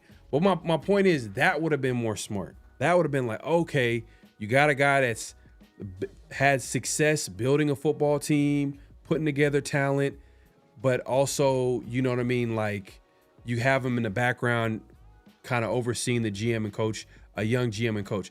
That would have been smart. But instead he has a Tom Brady in there where it's like, I get it. I get what he's trying to do with Tom Brady, but it's just, man, I'm hoping for the best. But once I heard the Chip Kelly situation, I was like, damn, bro, are we getting a modern day Al Davis, late Al Davis? Are we getting a modern day late Al Davis where he's just micromanaging, got his hands in the coaching staff and no, I don't want. And we've said this in the past too. We had the conversation.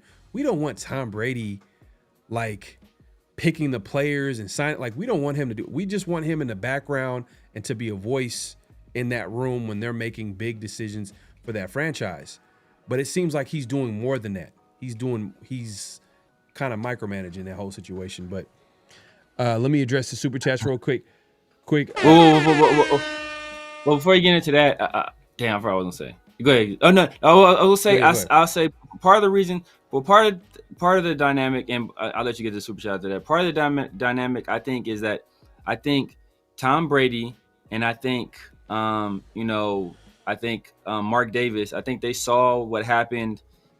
It was in San Diego, and I'm still saying San Diego. They saw what happened in San Diego with the Chargers, where it was Jim Harbaugh, and I think the GM's name is it Luis Castillo. I think the current GM. Yeah, I think the guy that came from the Ravens. No, it's not Louis. It's not Louis. It's somebody else. But I'll look it up real quick. But it's not Luis Castillo. That's like it's like I think it starts with an O. It's like okay, but he's a guy that came from the Ravens. But I think they saw that dynamic with an experienced head coach that had success in the NFL and a young GM, and they saw that dynamic work, and it worked essentially immediately. Obviously the difference there is, Justin Herbert. Oh no, it's not O's. Joe Ortiz. Ortiz. Joey Okay. Ortiz or Joe Ortiz. Okay, but Joel Ortiz. What? He's Slaughterhouse. Joel Ortiz. Slaughterhouse. No, but okay, but yeah. So Luis Castillo. Luis Castillo. He played for the Chargers though. He played for the Chargers, but maybe that's what it was. But they saw that dynamic work with an experienced coach and a young GM, and maybe they tried to replicate it. Obviously, it was that relationship was not the same. Yeah, and that's what I want. I want to stay away from that. I don't want, because it's rare that it works. Like a good example of it working was Pete Carroll and John Snyder. For the majority of Pete Carroll's coaching career with the Seattle Seahawks, he had final say. Yeah. Now, according to like the beat writer, I remember beat writer, he wrote a whole book about the Seattle Seahawks and the Legion of Boom and the success they had, and Pete Carroll. So he's well versed on the whole dynamic between John Snyder and Pete Carroll. He was saying that Pete even though he had final say on roster, he rarely had to like utilize that like power. He let John Snyder kind of like bring in the players, and like they kind of like they worked well with each other. They worked well together. You know what I mean? So according to him, this is the guy he's well versed. Wrote a whole book about the Seattle Seahawks. So I'm sure he had like, he knows what he's talking about. But it's kind of like, it's rare. It's rare that it works, man. Like it, for the most part, like especially the Raiders, man. Why are we banging our heads on a wall like when it comes to that dynamic? Because we literally seen John Gruden have that type of power, and it failed miserably. Yeah. So, in my eyes, like I would think, oh, okay, Mark is like, hey, this is definitely not how I wanted to work. But I guess in his eyes, like, oh, it did work with John.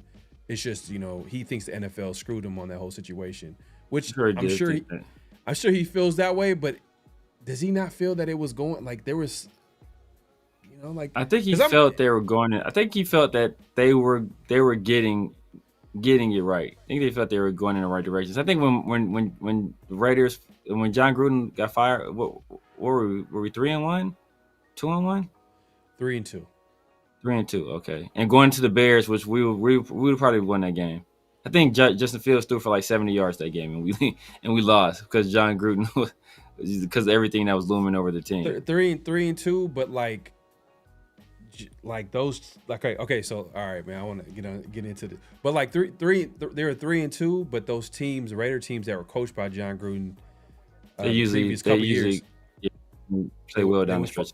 They would fall off. Bisaccia, he made the smart adjustment by listening to the team and giving the veterans or the team some rest days down the stretch, and it worked.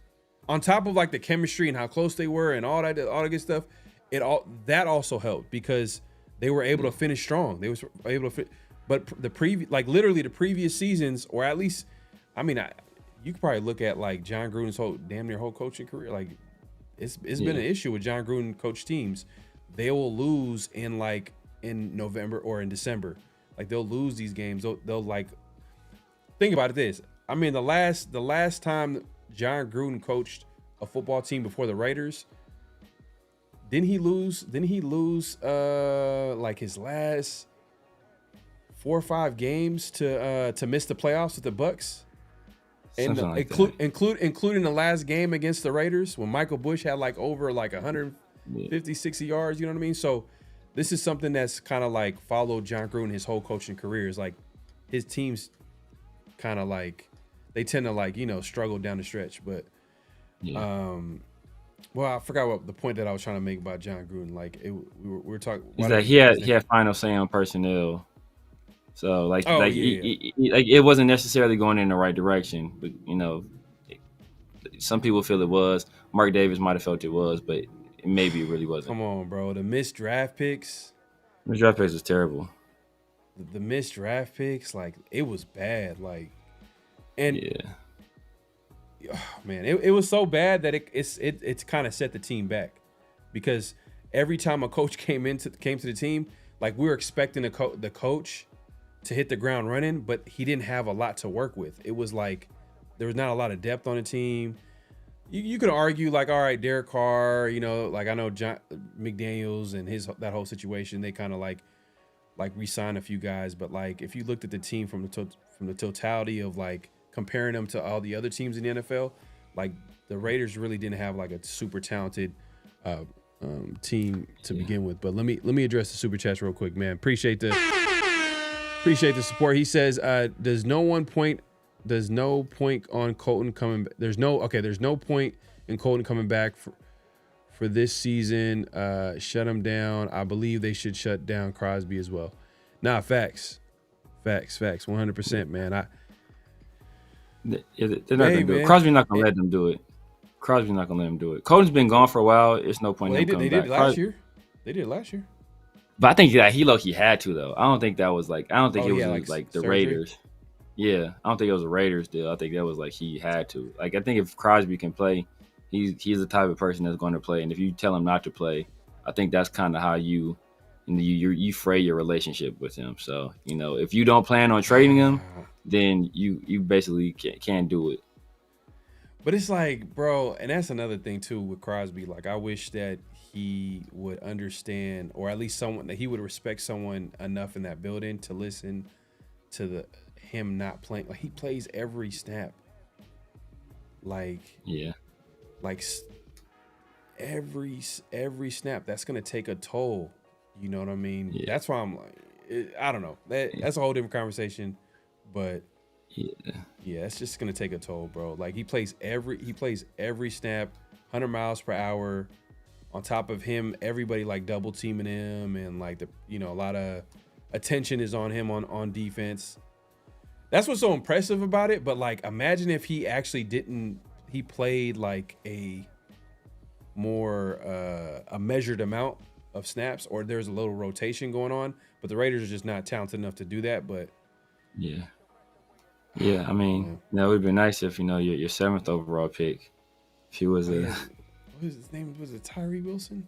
Yeah. But look, you ain't heard no Tyree talk all year, right? Before the season, Tyree about to have a breakout severe. You talking all that Tyree stuff? You about to? That's all I heard. Tyree about to. See, they didn't give up on Tyree. I didn't beat them in a submission on Tyree. They still holding out hope for our other top pick. Like I said, next year is the year. That's gonna say a lot. It's gonna say a lot on all of these draft picks. I give all of them going on because the coaching staff, because of the offensive line, like is the turmoil. I give this rookie class, and with the fact that Pete Carroll just refuses to play most of them, so you kind of got to give these guys a mulligan. Besh, Genty, Thornton to some extent. Thornton's just bad though, man. You almost can't give it to Thornton because he's created a lot of his own problems. But you give these guys a mulligan just because of the coaching stuff that's been happening. But next year is all y'all better. I need to see some significant progress out of all of you guys. And if not, bro, it's kind of the bus label is gonna start being touted out. Like it's gonna be time to. It ain't gonna be quite out there yet, but it's gonna be peeking over the fence like Wilson from what was the name of that show? From for Tyree. No, I'm talking about for all our draft class. If you don't see significant improvements next year, bus label is gonna be peeking over the fence like Wilson from Home Improvement, like the neighbor. It ain't gonna be quite all the way over, but you're gonna be looking over the fence. Looking over the fence at you, bro. That's funny. So that's funny. My guy LS Smith with the super chat, man. Appreciate you supporting the show. He says another poor draft from Spy, and I move off him too. Man, bro, it's crazy because when did they say that you can actually judge a draft class? 3 years. Takes 3 years. 3 years. But So all right. So if it takes 3 years, right, to really like, all right, judge a draft class, then that's how much we should give a GM. Like, if unless you get what I'm trying to say, like that's at least that. And then on top of that, all right, we got Genti who's a starter. Okay, Besh incomplete because he's not on a football field. I can't say, but then I see him playing better than Thornton. I feel like Thornton. I think Besh would have give us more than Thornton is giving us right now. But that's a whole yeah. But Darian Porter seems like he could be a starter. But see, we're also using Besh different than we're using Thornton too, though. Like I think we were running some of the drag routes and stuff with Thornton. I think Thornton can do that stuff where it's just catch and run and short passes, and he just run. Like that's what a lot of the stuff we see Besh doing. It's like stuff like that. It's a 5-yard catch. He's already running.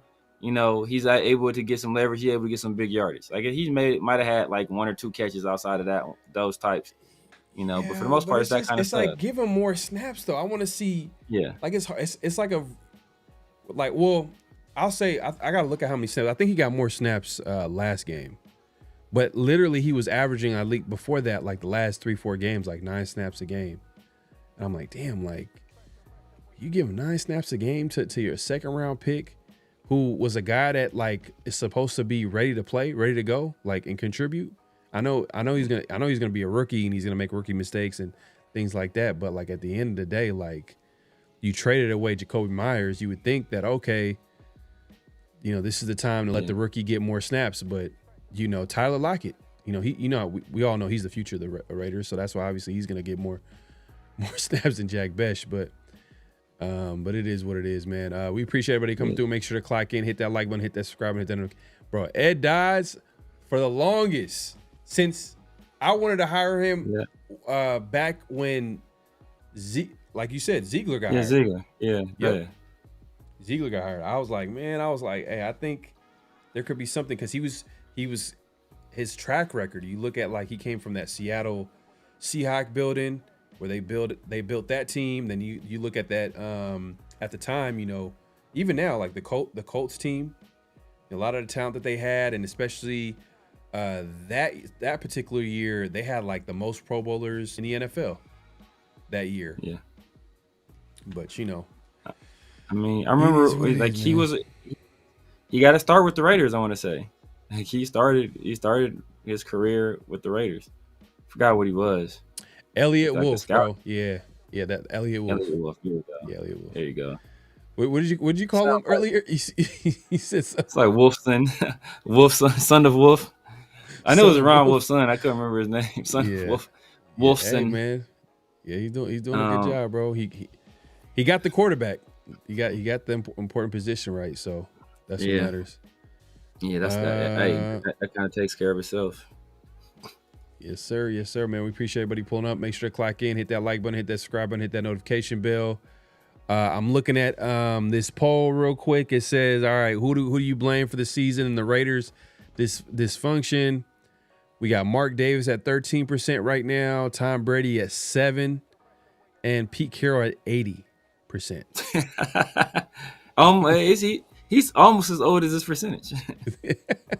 Almost there, man. He right around the corner. That is hilarious. I just think it makes some no one tells me everything I need to know about Pete Carroll is like because usually I'll be watching the pressers because I don't want to hear like nonsense.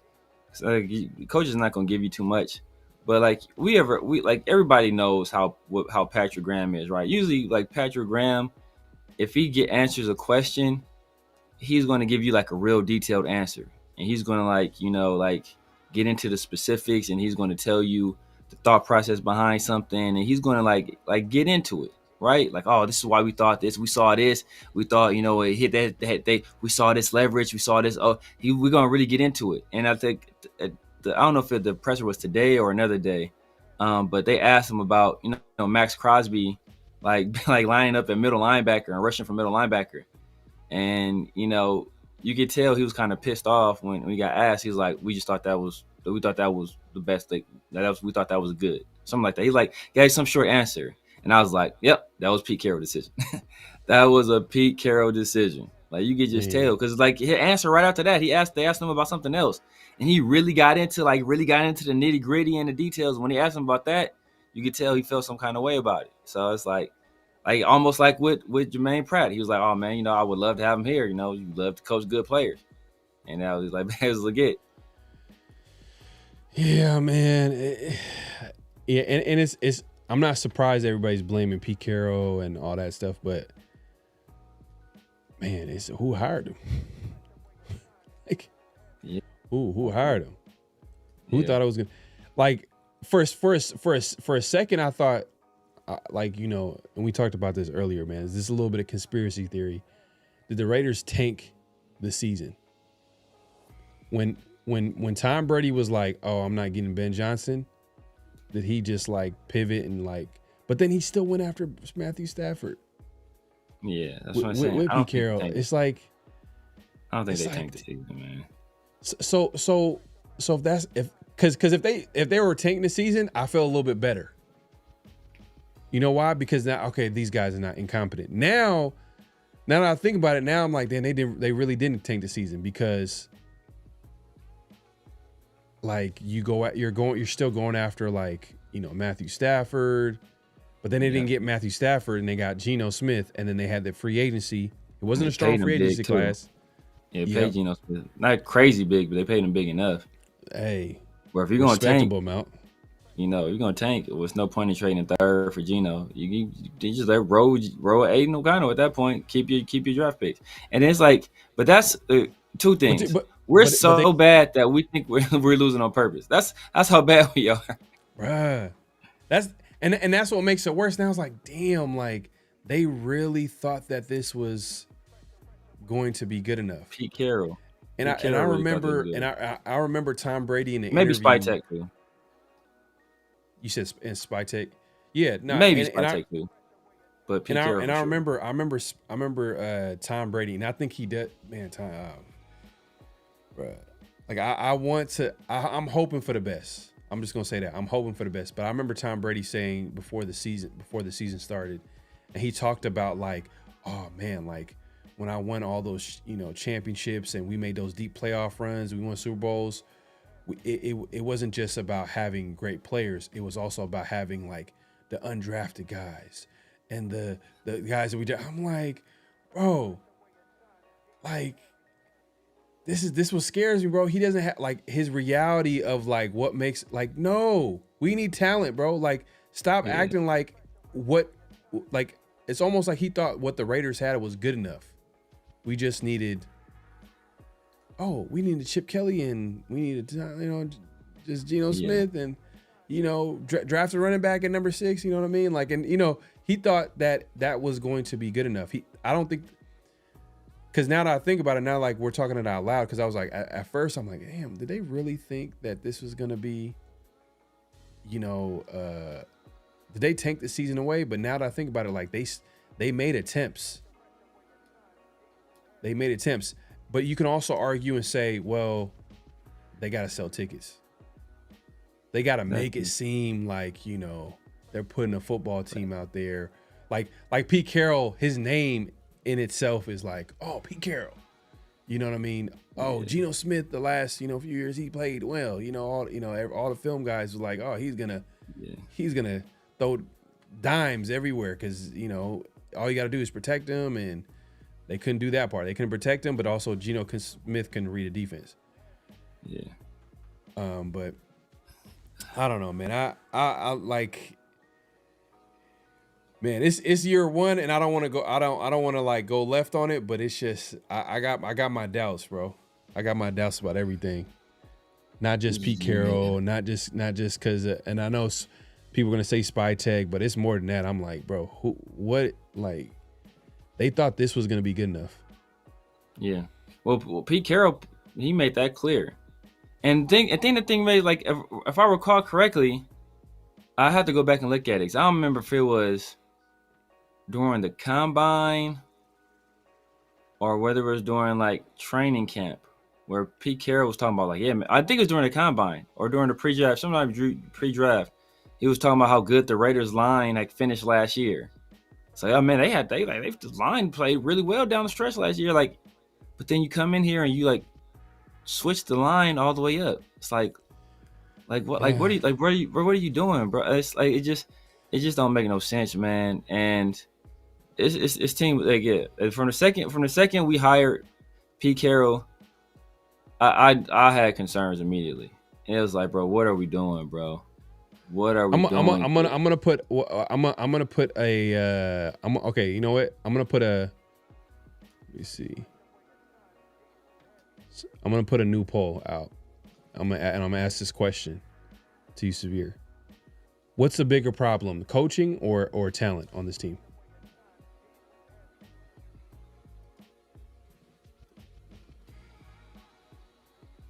Coaching. And I would say talent if we had maximized the talent that we have. We did everything we could to undermine the talent, right? We took a offensive line that finished down the stretch last year as a solid unit, and we switched it all the way around. Like, bro, think about this. We were willing to put Alex Kappa at center, who's never played a regular season game at center, but we wouldn't put JPJ at center. We were willing to move Meredith to guard to let Will Putnam play center, but not him to guard to let JPJ play center. Like, you know, we completely undermined everything that Chip Kelly did or wanted to do, everything that we saw in the offseason that everybody was excited about. Like, Pete Carroll ripped all of that away and started doing his own thing.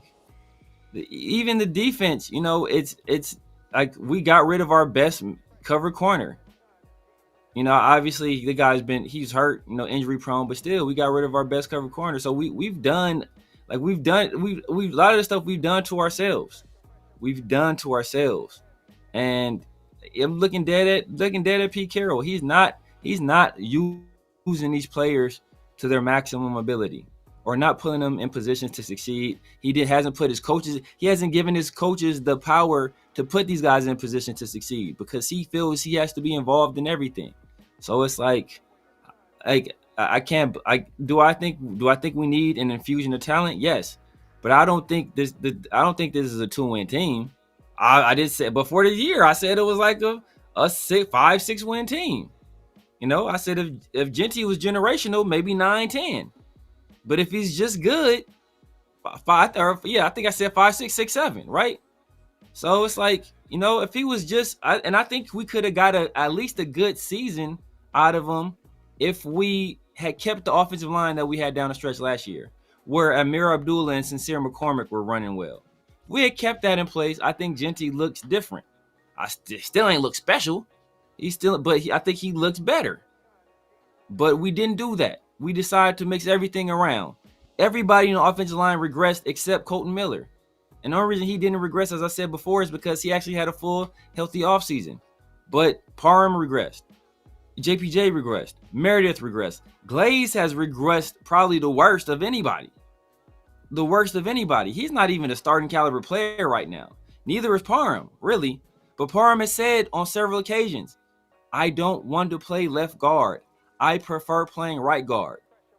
JPJ has made it clear, I want to play center. Meredith had his best season, according to PFF and according to the eye test, at left guard. So instead of doing what these guys wanted to do and did well at the year before, we moved them to places that they don't want to play or have never played. It just like when you do stuff like that, bro, I'm automatically looking at coaching. Automatically. All right, so I'm gonna start off by saying coaching is a problem, for sure. Coaching is a problem, but the biggest issue with the Raiders is for sure talent. This is a talent league at the end of the day. Like if you don't got enough talent, you're not gonna win a lot of football games. So even if we got, let's say, even if we got like a younger coach or whoever coach comes in, I'm not really gonna have like huge expectations next season. I'm just gonna be like, all right, I want to see some type of improvement. You know, I want to see some type of progression, but I also got to be realistic, like where the team is going to be at. Like, for example, like the Raiders had that great 2014 draft, right? What did they go? What was their record in 2014? 4-12. Yeah. You get what I'm trying to say? So it's not gonna the Raiders winning football games and winning right away. It could happen right away. There's a possibility, but realistically speaking, there's gonna have to be a natural progression of like getting talent on this football team and also that young talent getting better. So I think the biggest issue is for sure talent, bro. Like, come on, like who on the Raiders defense outside of Maxx Crosby can start on another football team? You got to think about it. I think Adam Butler. But you got to think about it a little bit. Like, you know what I mean? You got to start listing out the teams. You got to think about the teams. You're like, like you can't automatically be like, yeah, you know what I mean? I'm sure you. I mean, Adam Butler and Maxx are the two. Possibly the way he's played this year, maybe Eric Stokes, but you know, that's where it stops. And that needs to change. That needs to change in order for the Raiders to win football games consistently. So talent is definitely a big issue. And then we talk about the offense, right? We talk about the offense, right? We talk about offense. If Stafford would have played, I'm not saying the Raiders would have made the playoffs, but it would have been better than Geno Smith. It would have been better than Geno Smith. Whatever Geno Smith played, you can argue played probably his worst ball since his Jets days. No one's seen that coming. And if he just played, he contributed to like a few losses, especially early in the season where like he was throwing 3 picks every other game. So that's talent. That's talent. I'm just trying to make a point of talent. Then we complain about the wide receivers, right? We talk about wide receivers. I even was like right before the season, I'm like, hey man, as of right now, the Raiders probably have one of the worst wide receiver cores in the NFL because there's a lot of question marks. There's not like guarantees. The only guarantee we had at wide receiver was a Jacoby Myers, and he's a number 2, in my opinion. He's like a number 2, but he's a good number 2. He's a good number 2, and if you pair him up with some good role players, it might be able to work.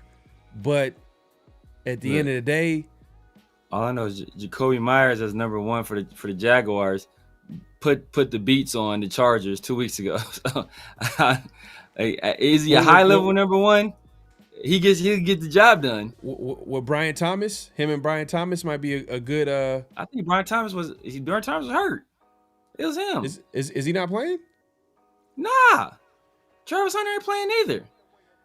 I don't know if he's a number. I can't call him number 1, bro. I'm sorry, bro. Yeah, I don't think.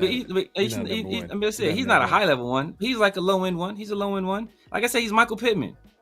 Yeah, but then everybody else was a question mark going into the season. But my point is that like Trey Tucker, I don't want Trey Tucker starting on the outside. I'm sorry, bro. Like that's just, come on, man. Like maybe in the slot, maybe, but even in the slot, my preference in the slot, I like shiftier guys. Yeah, I like shiftier guys in the slot. But you know, he's more, Trey Tucker's more of a straight line speed. Yeah. But he could work though in the inside. Yeah, he could work like a poor man's Josh Downs type situation. Yeah, but he right now currently he's the Raiders' number 1 receiver, which is like, come on, like that's just not gonna work.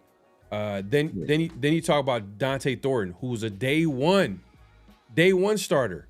Forget Trey Tucker, he was a day 1 out, like starter on the outside, and he struggled.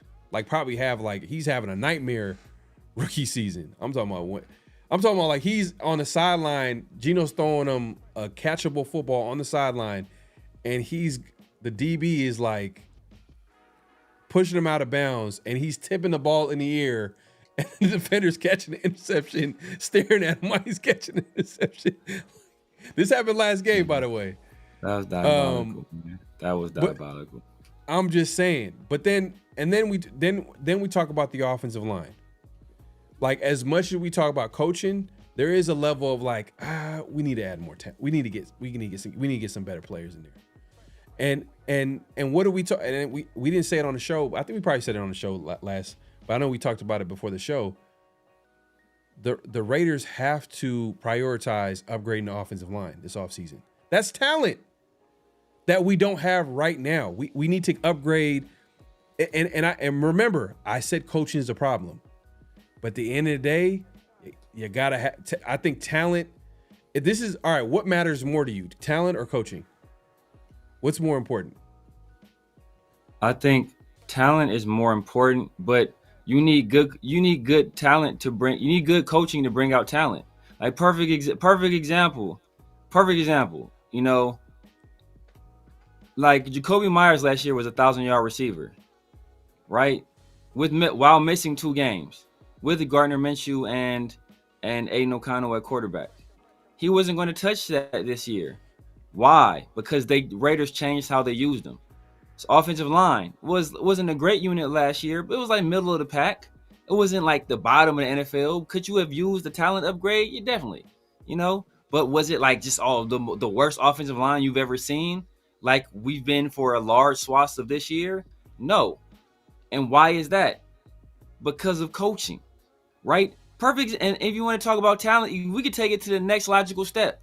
Why did guys like Caleb Chasen, Robert Spillane, Divine Diablo, why are those guys not here anymore? Because of the coach. Because he didn't fit. They didn't want to fit into their system. Because they're so wedded to their system that they can't fit talent around their system. So some of the reason that talent gone is coaching. They didn't. So but they didn't make an effort to resign him. Caleb Chasen signed for like $3 million, bro. We couldn't. That's the price of firing coaches and GMs after 1 year, bro. It's you know that happens. Yeah. And we've seen it with different coaches and GM. It's not like this happened just with Pete Carroll and Spytek. No, this happened with previous. But some of the reason that the talent left is because the coaching didn't even attempt to bring them back. So that was part of. So you want to look at there's a lack of talent. Part of that is because of the coaching staff. That's why instead of looking at some young wide receivers, instead of bringing in, I saw we should have brought in a guy like Traylon Burks. There was no reason not to take a look at a young guy like that. His first game, he's making crazy catches. Instead of taking a look at a guy like that, we're dragging Amari Cooper out of Krispy Kreme. Like what are we doing, dog? Like this is coaching. Instead of giving our young guys shots to develop, instead of putting Justin Shorter on the field, instead of bringing up Shedrick Jackson, instead of giving Jack Bech more plays, we're playing Tyler Lockett.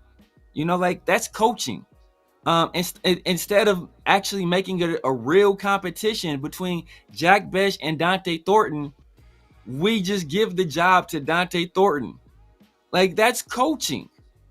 All of this goes back to coaching, because there are coaches that can maximize the talent on his team. Now, is this talent great enough to be one of the better teams in the NFL? No. So if you're saying that is our right now is the difference between us being like a contender and being what we are now, is that talent or coaching?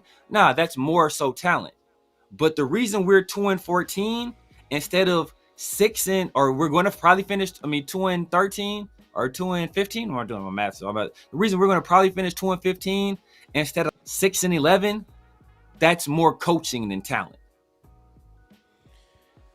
Hey, talent wins football games at the end of the day. The reason why the reason why we're calling it a rebuild is not because of coaching. We're calling it a rebuild is because we're looking at this team. We're looking around the NFL. We're looking at the AFC West.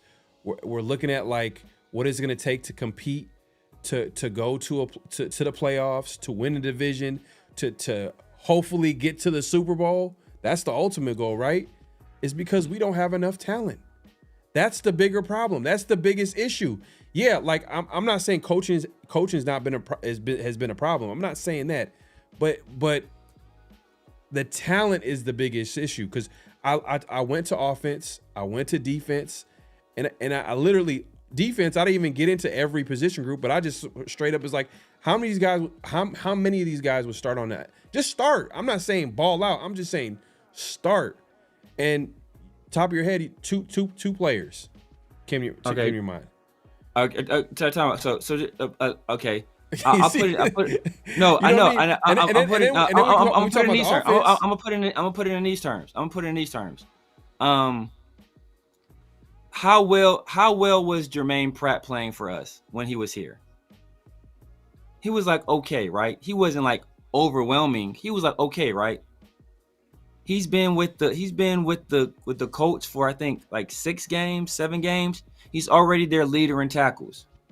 That's coaching. When Divine Diablo was here, I was probably the only person on planet Earth outside of Divine Diablo and his mama that thought Divine Diablo was a good player. He goes to the Falcons, and what is he? He's a good player. It wasn't a talent issue, it was a coaching issue. So sometimes that's the root cause. Like we don't think Kayshon Boutte is some great receiver, right? We don't think like Matt Collins is some great receiver. Like, we don't think that, Stephon Diggs, he was coming off a down year. A lot of people thought he was washed. But what happens? Drake May is having a revelation of a year, and all these weapons are contributing enough. And that's coaching. So it's like part of it is talent, yes. But you have to have a coach that's going to maximize that talent. And we have a guy that's the head of the snake that's doing everything he can. Because instead of letting guys do what they feel they need to do to maximize the talent, first of all, he lets talent walk out the door in Jermaine Pratt for no reason.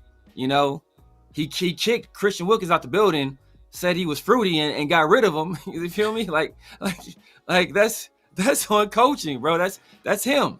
So so part of it is talent, yes. But when you have coaches getting rid of talent, like that's coaching. See that.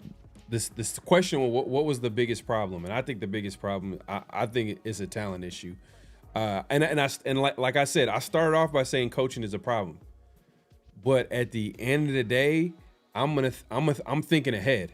I'm thinking ahead. I'm not thinking about just right now. I'm also thinking ahead. And the next guy is gonna have this problem.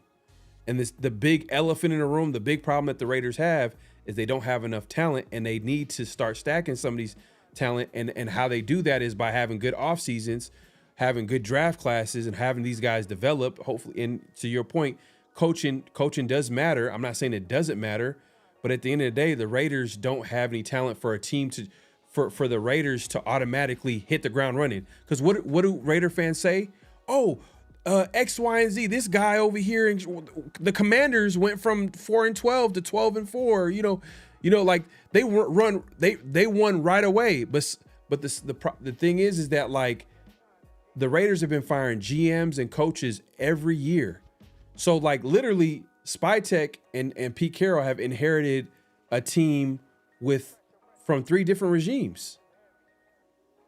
So you got players from like, well, I guess they didn't bring back some of those guys in free agency, but you get where I'm going with this is that like there's been so much instability that the Raiders can't even have a level of talent where a guy can come in and be like, hey, well, I can work with this. I can make this work. I mean, Pete Carroll tried to do that, but the reality is as much as Pete Carroll is to blame for the season and how it's gone, there's a reason why before the season we didn't have high expectations. There was a reason why we said that. And that's because of talent. We looked at the talent of roster. You size them up with all the other teams. At the end of the day, like we can't compete with these teams. I can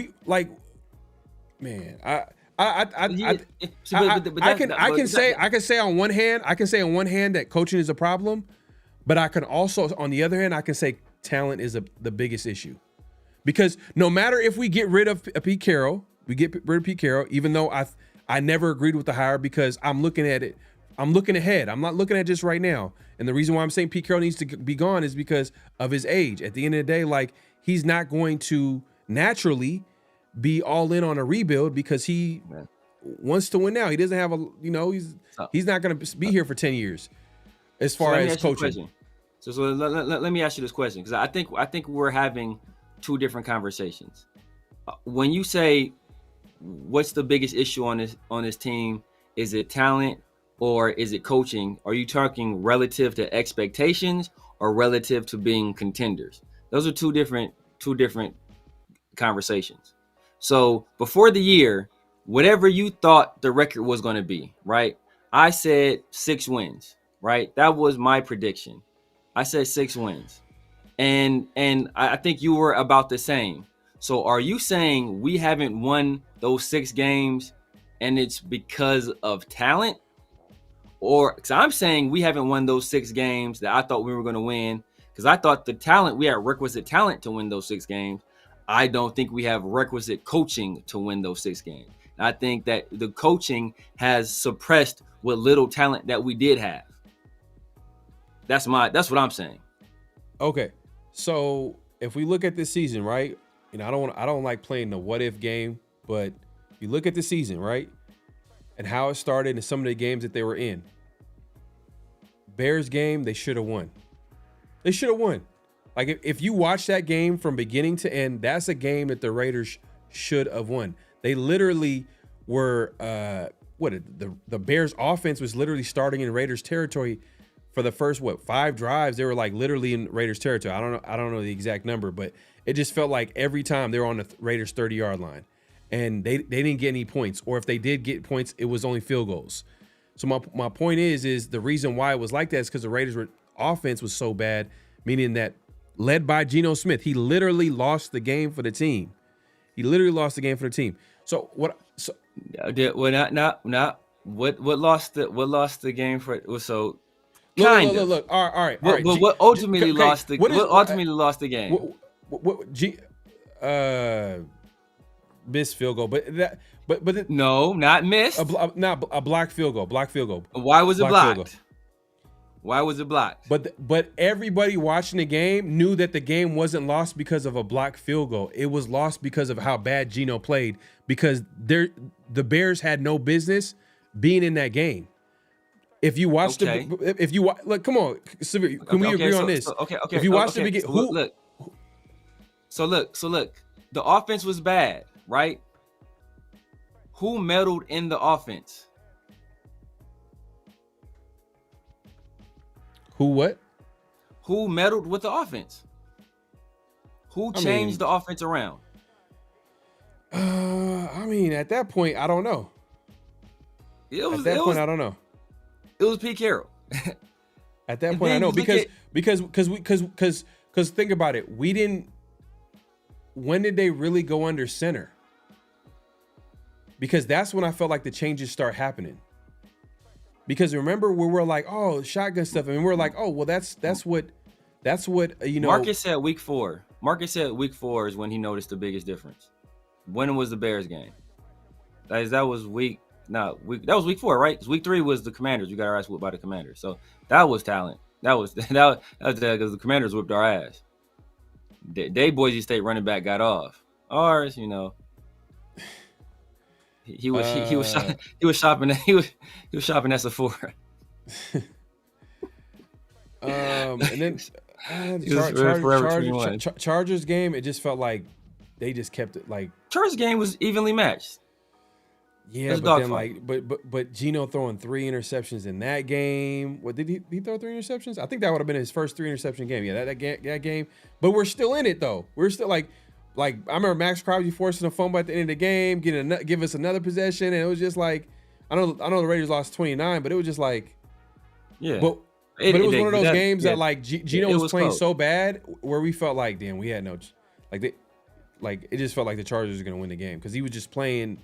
We weren't doing anything on offense in order for us to even threaten the Chargers to even do anything. They kind of like went in conservative mode and running the football. And that was what. So I don't know. I don't know if I want to say like Brock was hobbled too. That was like the first game we didn't have Brock, so Brock was hobbled. So right. So all right. So that's okay. That's 2. That's okay. So we got the Bears game. What's another game? After that, who do we play? Another game. Now what? Bears. That was like winnable. Like the Raiders were in. Jags.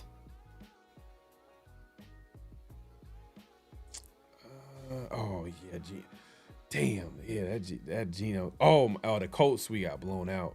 Close, we got our ass whipped. Yeah, close, we got our ass Like, whipped. But that was the first. But look, you can say we got our ass whipped. But what happened leading up to that game?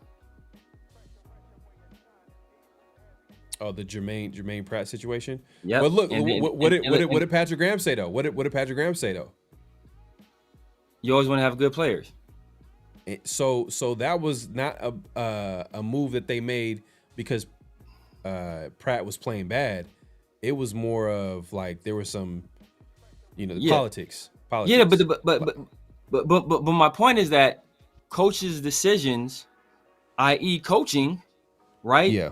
Because that week we started hearing rumblings about favoritism and Pete Carroll having his guys and his guys can do no wrong and they're kind of above the rules of having to compete. That was the first week we heard about it. And then Jermaine Pratt gets left at home for, non-injury related reasons. And then he's cut. I think we cut him after the game, right? Not even before the game. So we cut him after the game. So like that's coaching right there. That's your coach creating a divisive environment. When you have a divisive environment in the locker room, it's hard to overcome that even if you have talent, let alone if you don't feel you have talent. So the fact that he's creating that kind of culture, that leads to negative play in and of itself. Yeah, man.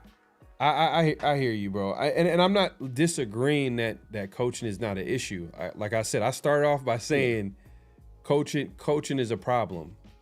But at the end of the day, the bigger problem is the talent, because even if we get rid of a Pete Carroll, what is the next coach going to inherit? They're going to inherit this football team. And what's the biggest problem with this football team?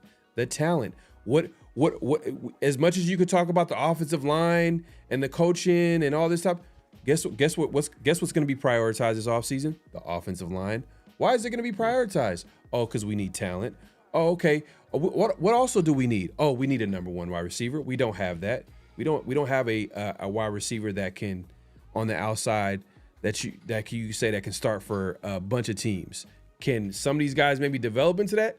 Maybe, but to expect that jump from now to next season, that might be asking a lot. If it happens, it happens. But I think the Raiders that's something that the Raiders might address in the offseason as well. Then you talk about the linebackers. Then you talk about the defensive line, defensive tackle, the other pass rusher edge spot on the opposite of Maxx Crosby, the safeties. We don't have a true free safety on this team. Corner, I like Darian Porter's potential. What's his name had a solid season. But but Pete, look, I can keep going. I keep going. Like it's just like not good enough. It's not good enough, bro. It's not good enough.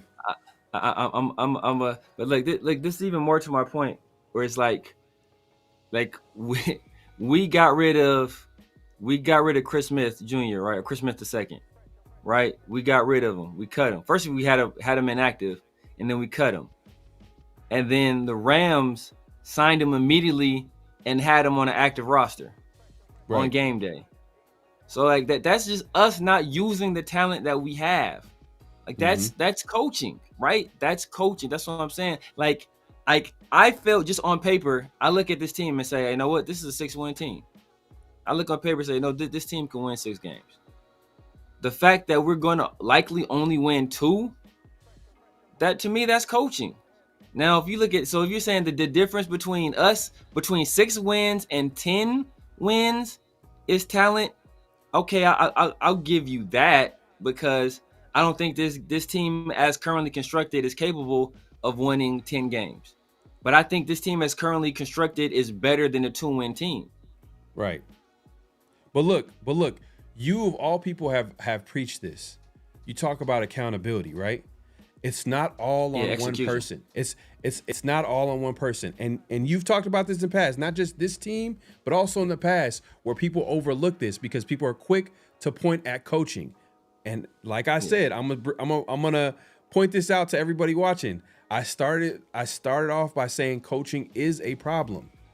But the bigger problem is the talent. And you've said that at the end of the day, the execution is part of anytime an issue happens with that on the football field. It's not just on coaching. Sometimes it's the execution by the players that's on the football field. And the reason why I also brought up accountability is it's not on all one person. You even said yourself, it's not on, when we talked about the offense and how bad it was, and everybody was like kind of piling on Chip Kelly and the job that he's doing. But you also said, yeah, he's going to be held responsible, but is it all his fault? You said no. Yeah. Why is it not all his fault? Obviously you could talk about Pete Carroll, but you could talk about the play of Geno Smith. Hey, should he look this bad? This bad, bro? Like Geno Smith is literally like this bad. Come on, man. Like he should be at least he's playing his worst ball since his Jets days. Like I don't know if he even earned. I don't know if he could ever be a starter. I don't know if he can go to another team and become a starter. Maybe a backup. Dan Jones did. So I mean, Oh man, I don't know, man. I don't know. I think he'll be a solid backup though. I think solid backup. But it'll be difficult just because his age. Like obviously Daniel Jones is younger, but a team will if they desperate enough, he wins the competition, he'll start him. But part of it, like I always point to execution. Let me finish this point right here because the point that I was trying to make when I asked that question about Geno Smith and him being a backup is that we have a backup at quarterback, and we've had a backup at quarterback the last 3 years. Jimmy G is currently a backup. AOC is a backup. Ritter, is he even in the league? Is Desmond Ritter in the league? But he's also a backup when he was in the league. Gardner Minshew is a backup. He's also a backup. Exactly. So we've had backup quarterbacks starting in an NFL game in the most important position on the football. Like if the quarterback position, the reason why Raider fans are like, we need to pick a quarterback in the first round is because we don't have a franchise guy. And if you don't have a franchise guy, if you don't have that quarterback position is not good enough, you're not going to win football games, which goes to my main point is talent. Talent is the biggest problem with the Raiders, bro. It don't matter what coach you put out there. That's the reality. It don't matter what coach. If the quarterback sucks, you're not going to win a lot of football games. If you don't have a good offensive line, you're not going to win a lot of good football games. You don't have a good defensive line, you're not going to win a lot of football games. Like if you don't have good corners, you're not going to win a lot of football games. I could keep going on and on, but everything that I'm listing right now, everything that I'm talking about are issues with the team, and I think that at the end of the day, man, like that's the biggest issue that the Raiders need to fix. If they can, like, once we have talent, then you can also properly assess the coaching. Now, I'm not saying that you can't do it beforehand. Obviously, I'm not trying to say I'm not trying to say Pete Carroll should come back. Like, there's a list of reasons why these are the two biggest reasons why I feel like Pete Carroll shouldn't come back. His age and actually, I guess you could say 3 reasons, but I'll put it into 2. His age, and you have to question with his age, is he bought into a rebuild? I don't think so. Look at how he's handling the season, and then the fact that he's clashing with the GM or the powers that be. I don't know if it's. I would say Spytech, because Tom Brady, he's out here commentating games. So I'm gonna assume that it's Spytech and his draft class. Like, he's literally not playing to some of these young guys. To your point, you know what I mean? That's coaching. I guess you could talk about that's coaching, but at the end of the day, like, those are the 2 biggest reasons. And I'm like, you know what? And we were never, me and you were never in on Pete Carroll. Like, we looked at it, it was like a terrible hire. Like, and it's proven itself to be. But if he was all in on a rebuild, if he was just a younger coach, I wouldn't be talking about firing Pete Carroll. Would I be criticizing some of this stuff just like people criticized AP last year? Yeah, but I wouldn't fire him after 1 year. I wasn't in on the firing AP after 1 year. I don't think you were too. You know what I'm saying? So as much as you can criticize the coaching, at the end of the day, like, what do we say about AP to give him another? Like, he didn't have a quarterback. He didn't have a running back. He didn't have a receiver. Like what did he? But that's my point, though. We gave Pete Carroll literally all of those guys that he wanted at those positions. We gave him his quarterback. We drafted his running back. We gave him Tyler Lockett. We gave him all of those things that he wanted at those different positions. Hell, we even gave him his sons on the coaching staff. We gave him everything, and he still failed. So if you're looking at why aren't we a playoff team, what's the biggest reason? Okay, I will say, it's like 55-45 talent to coaching, right? 55% talent, 45% coaching. Because even if we had the talent, I don't think this coaching staff would do anything with it. So, I don't think we have the worst offensive line. I think we had a middle of the pack offensive line. I don't think Chip Kelly would have been fired. Because he still would have been fired but he's not running his system. He's not running the system. So that's part of the reason why this offense looks so disjointed, is that they're not running the stuff they should be running. That's why there's so many issues. That's why you see guys running the wrong way, and like that's part of that's coaching. Like we talk about Trey Tucker is not a number one receiver. He's a guy that should predominantly be in the slot. Who from the outset said Trey Tucker is playing outside? That was Pete Carroll. That's coaching. Yeah. So like if you're looking at why we aren't a playoff team, okay, I'll give the edge to talent right there. But if you're looking at why this team isn't living up to the expectations, not even that fans had, because I know a lot of fans had some, as fans are prone to do, they had some outsized expectations of 10, 11 wins and, winning the AFC West and Pete Carroll, his dominance over Jim Harbaugh, whatnot, But most grounded people had us somewhere between like 5 and 8-ish, right? 5 and 8 wins in that territory. We haven't gotten there because of coaching.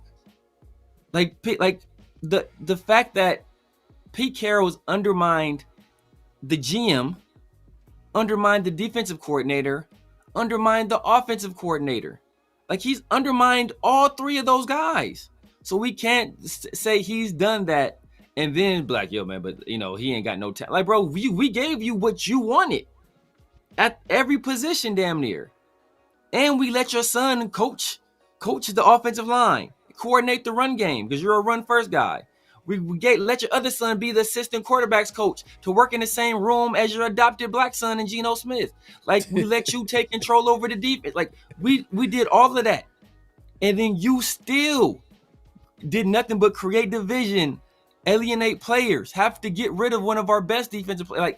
Like, bro, it's coaching. It's coaching, bro. Pete Carroll is, look, man, as disgusted as you were by Chip Kelly, now it's coming to find out that, probably 70% of that blame goes to Pete Carroll. As disgusted as you were with Chip Kelly, I'm 10 times more disgusted with Pete Carroll.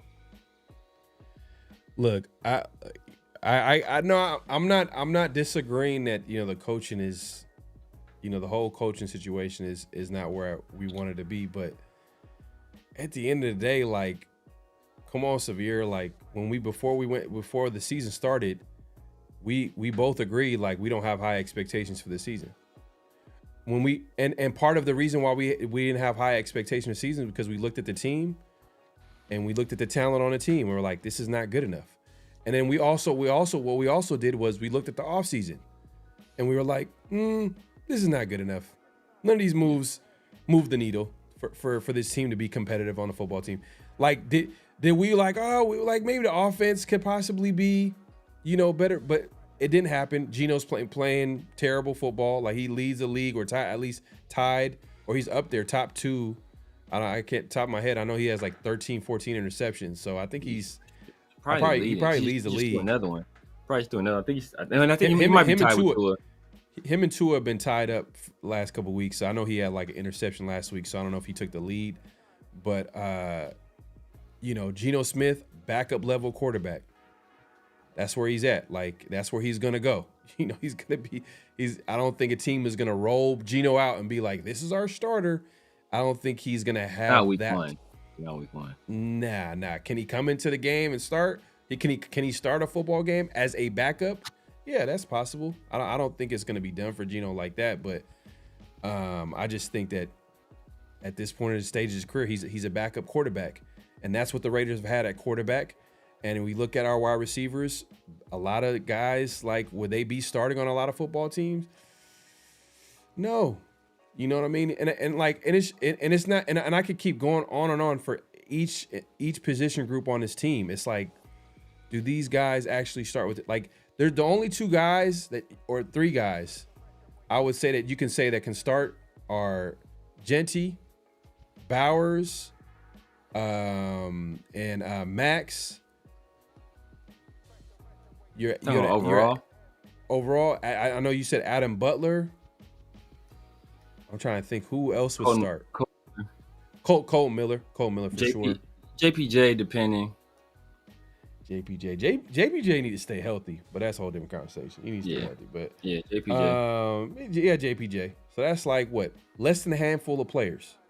Man, guess who else will start on another team? Jermaine Pratt. Oh, wait a minute. We got rid of Wait a minute. So we have less talent. We got less talent. Because of what? Because of what? You got less talent. Because of what? Why do we have less talent in this situation? Look, man. Hey, I hope the next coach will show enough to the fan base.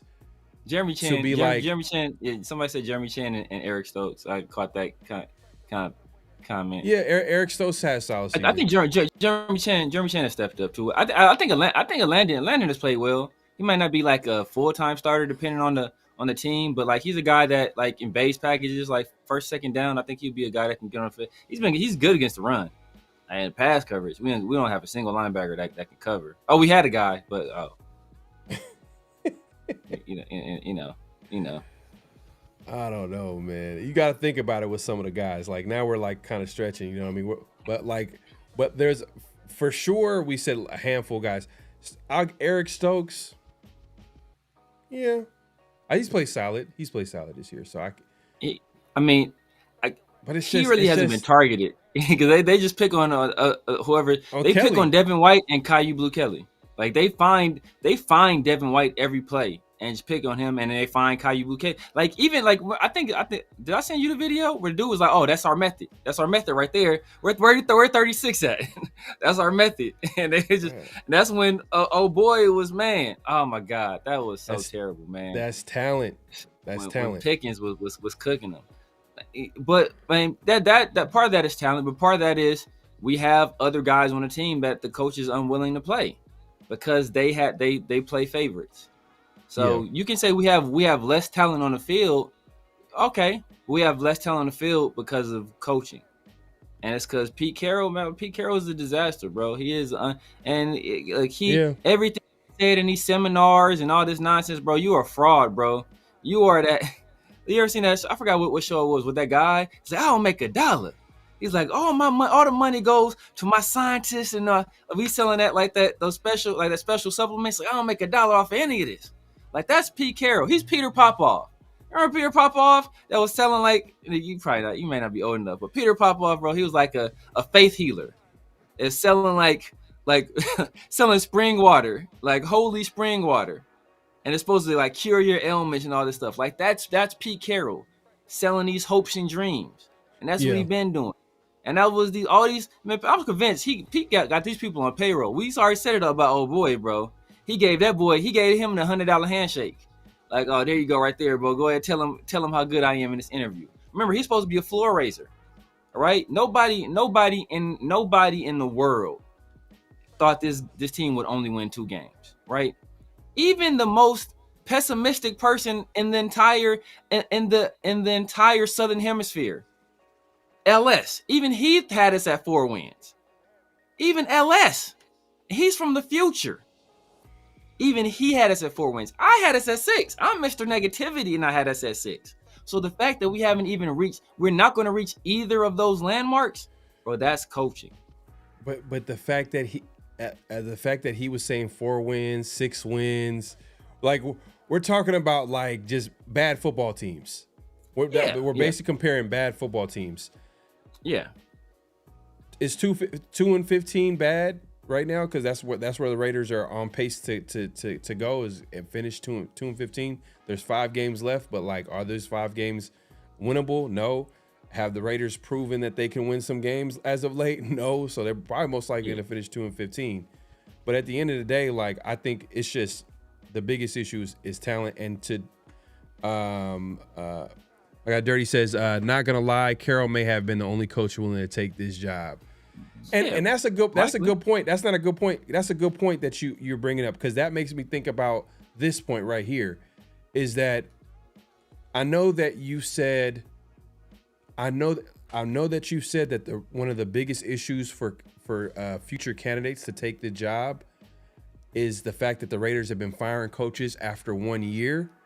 But I think the biggest issue with actually getting good candidates to take the job, and especially offensive candidates, is the fact that we don't got talent and we don't got a quarterback. but look, like you made the example earlier. Part of the reason that we don't have talent is because we got a Chevrolet, bumper on a Buick. We got Civic doors on an Accord. Like we're taking all these mismatched pieces and trying to put it together because we keep going through different philosophies. You can't build any kind of cohesion or any kind of chemistry when you keep changing philosophies, like that. That's what we've been doing. So like part of the reason why we had talent. We've let talent walk out the door because it quote unquote didn't fit the system. Well, it fit the last system, so maybe if we kept the last guy, we'd still have that talent here. But we don't have that talent here anymore, and we replaced it with lesser talent because that talent fit this guy's system, or he was cool with them at one point. He really likes them. He invited them over for Thanksgiving, and it wasn't weird. Like I don't know. You feel me? But the reason part of the reason we don't have the talent is because we keep changing philosophies. And Patrick Graham been here this entire time. His philosophy ain't changed. So all these new guys on defense got brought over because of who? This year did. Yeah, because of who? Because of Pete Carroll. Exactly. But what I'm saying is that's nothing new though. Like, you're talking about players leaving in free agency and they're not bringing back these players. And that's why, like, this is the price that you have. It's a hefty price because it can hurt the team. But this is part of the reason why other players go play somewhere else, is because we're firing coaches after 1 year. We're firing GMs after 1 year. So guys that have established and evaluated the talent on the roster, those guys get fired after 1 year. So new guys come in, and then they got it. Like, so it's just a revolving door. So this is what's going to happen. And the fact that the reason why I know this is because we've been firing coaches after firing GMs after 1 year. Yeah. And it's the same. It's the same thing. Guys get let go. Guys don't get brought back. For the most part, there's gonna be exceptions to the rule, but for the most part, a lot of these guys that are from previous regimes that are free agents, they're not gonna be brought back. It is what it is. But my point is that look, coaches most coaches are to reach the highest level of a lot of these professions, right? You have to be supremely confident. Like anybody that's played athletics, right? Like you know the saying, "Oh, we didn't lose the game, we just ran out of time," right? Because every coach is bro, you give me enough time, I'm gonna win. I'm gonna figure out a way to win, right? Every coach feels that they can come to a situation and win if given the opportunity to do so. So the reason why we're not getting coaching candidates is because they feel this is a bad situation and they won't give me time to fix it. If they thought they'd have 3 years to fix it, then they'd be more likely to come, right? They'd be way more inclined to come into a situation where, you know what, we're giving you 3 years, and hey, after that, we'll kind of reevaluate what you've done so far.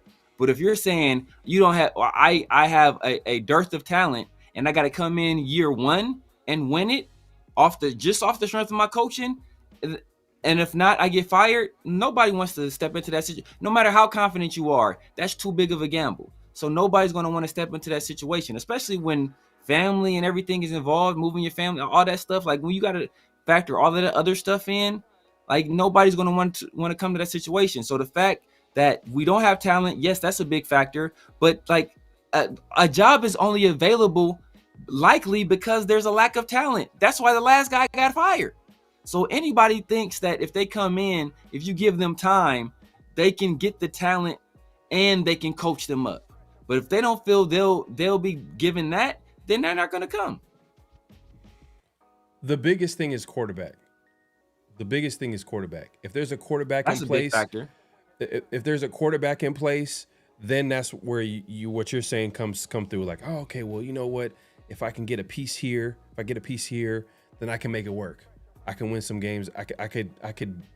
There's something that I can build with this.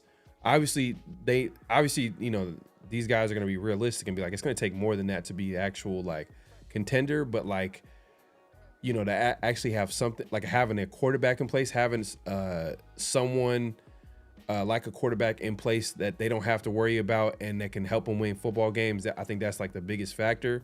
Then obviously the overall talent of the roster matters too. But the quarterback is the reason why, I would say the biggest reason why we can't attract offensive coaches is the fact that we don't have a quarterback. We found out with Ben Johnson. What job did he take?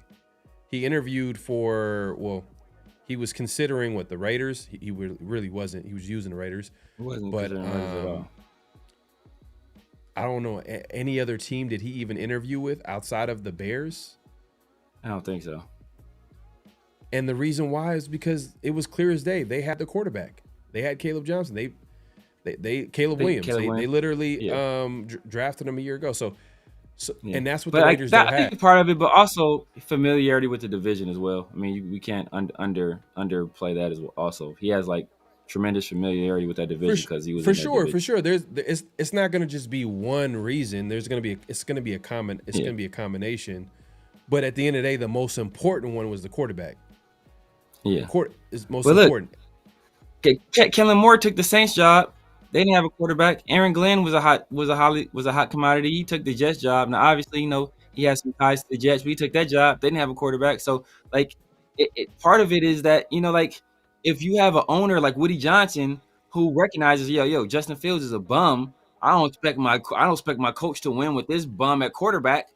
Yeah, I'm gonna give him time to get a guy in place. Okay, then you'll feel comfortable because you think that you have the people around you or you have the eye for talent that you can identify the guy. All these guys think that's why they do what they do, because they think they have it. Pete Carroll thought it. Pete Carroll thought that. Pete Carroll thought this. He thought this team was going to win. Like Pete Carroll, you know, like he didn't think he needed. But that's what I'm saying. though. That's the delusion that you're talking about. The delusion that like I can coach. It's not necessarily you can coach a situation up, because a lot of guys come into a situation knowing it's a bad situation, but they also think that if I get in here, I can get my guys in here and I can turn the situation around. Like that's what a lot of guys think. And like if you only have 1 year to do it, a lot of guys don't feel that's enough time to do it. That's why we didn't have any. That's why we didn't have any guys interested in this job. Not necessarily because of the talent, because we still had we had a sixth overall pick.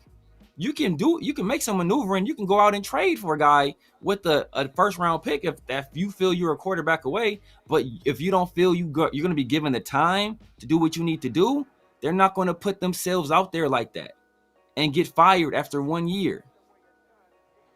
Yeah, but they also looking at the team and like, all right, they know that they're going to be judged by the wins and losses and the progression of the team, and they look at the team, and there's no quarterback in place. That's a big part of it, and the talent. It's like, okay, they're not going to risk it. Maybe, and just to be realistic, like I think the Raiders have a better chance at a defensive coach, just because defensive coaches have a hard time getting a head coaching job, period, because all these owners want to get offensive coaches. I think they would like, I think a good defensive coach would take a job. I'm not saying that if the Raiders got rid of Pete Carroll, that no one would take the job. I think that they probably can get like a good defensive job, man. It's one of 32 jobs, but man, the Raiders are in a tough spot, man. They're in a tough spot, man. We appreciate everybody coming through. Make sure to clock in, hit that like button, hit that subscribe button, hit that notification bell. We kind of been on this for a little bit.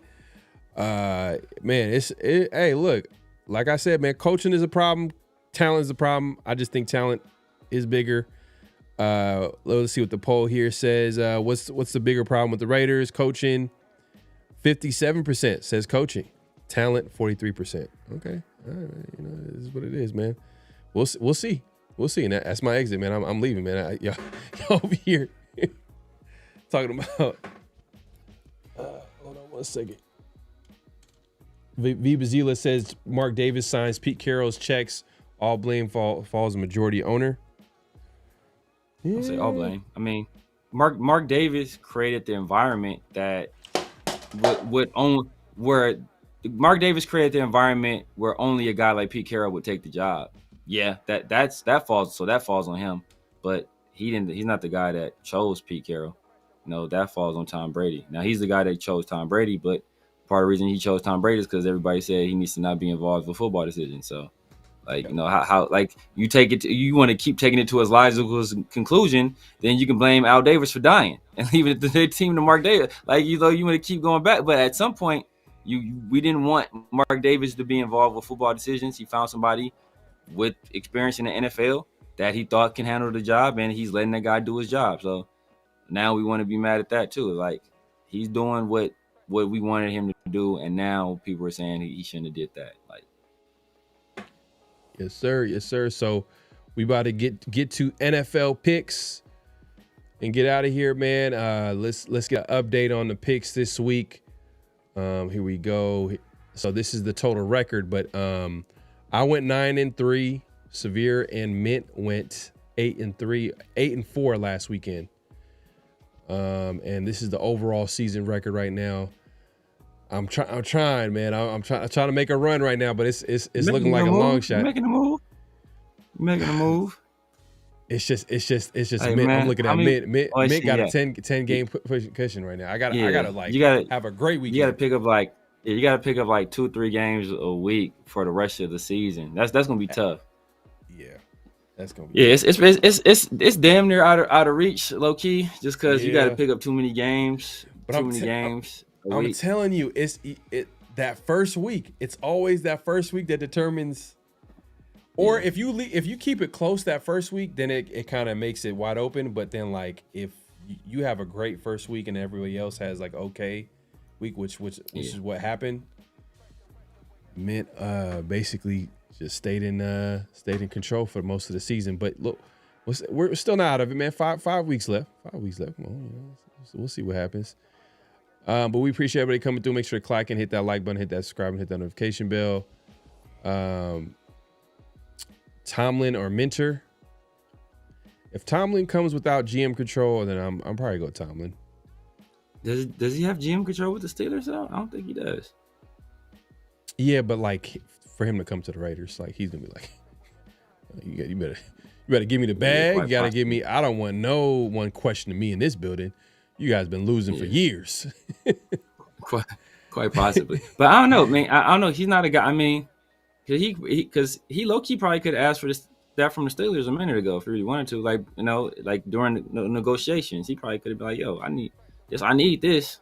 Y'all want me to stay here?" Now he can't do it because the shoe's on the other foot now. But I think years prior he could have and he didn't. So I think some people know where their bread is buttered and they know what they're good at. Obviously, Pete Carroll ain't one of those people. Yeah, Gruden as the OC. Nah, he would never take that. Bro, John Gruden ain't never in a million years taking the OC job, bro. Yeah, he's a head coach. He's a head coach, man. And only way John Gruden would take the OC job is if Deuce Gruden was a head coach.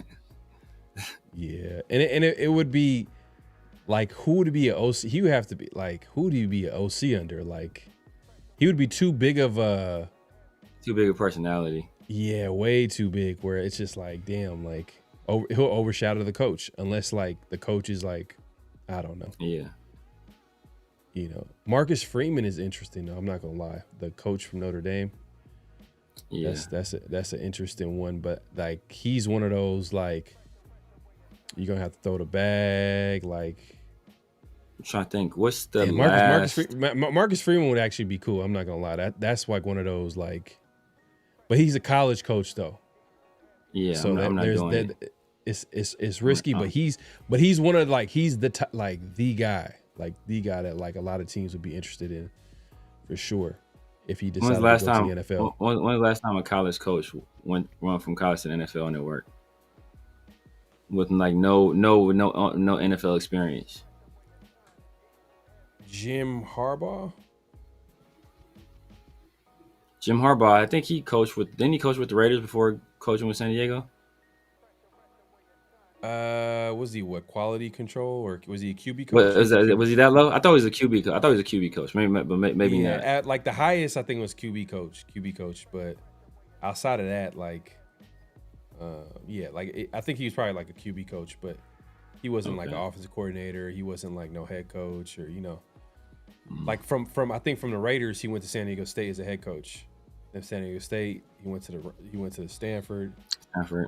And then from Stanford, he went to the 49ers, and man, he hit the ground running. Yeah. But see, that's a good example. Like people were like, "Oh man, Harbaugh's a great coach for like turning around." But part of the turnaround was, he's a good coach, but also like the talent that was already on the roster, which the Raiders don't have. Raiders currently don't have, which makes me feel like it's just gonna take. Like this year and the next offseason have to be good. And then boom. We can be a playoff contender.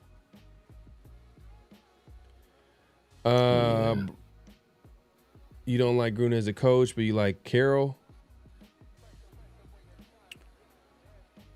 No, I mean Gruden's a good Gruden. Man, people have revisionist history, bro. Like, y'all, man, it's sad. Raider fans would just be. Look, Gruden had his faults, man. There was a ceiling to Gruden. Especially when you look at Gruden and you look at like the fact that it's like if we got Gruden, let's say if a team got Gruden, he shouldn't have any GM control. Like exactly. Zero. That's a problem. That's a problem with Gruden. Yeah. That's the biggest thing. And I'll say this. Damn, him as a play caller though. Whew. Man, I remember them third downs and them short yardage third downs and them in the red zone, we used to struggle. The red zone we struggled. But the Raiders have struggled in the red zone.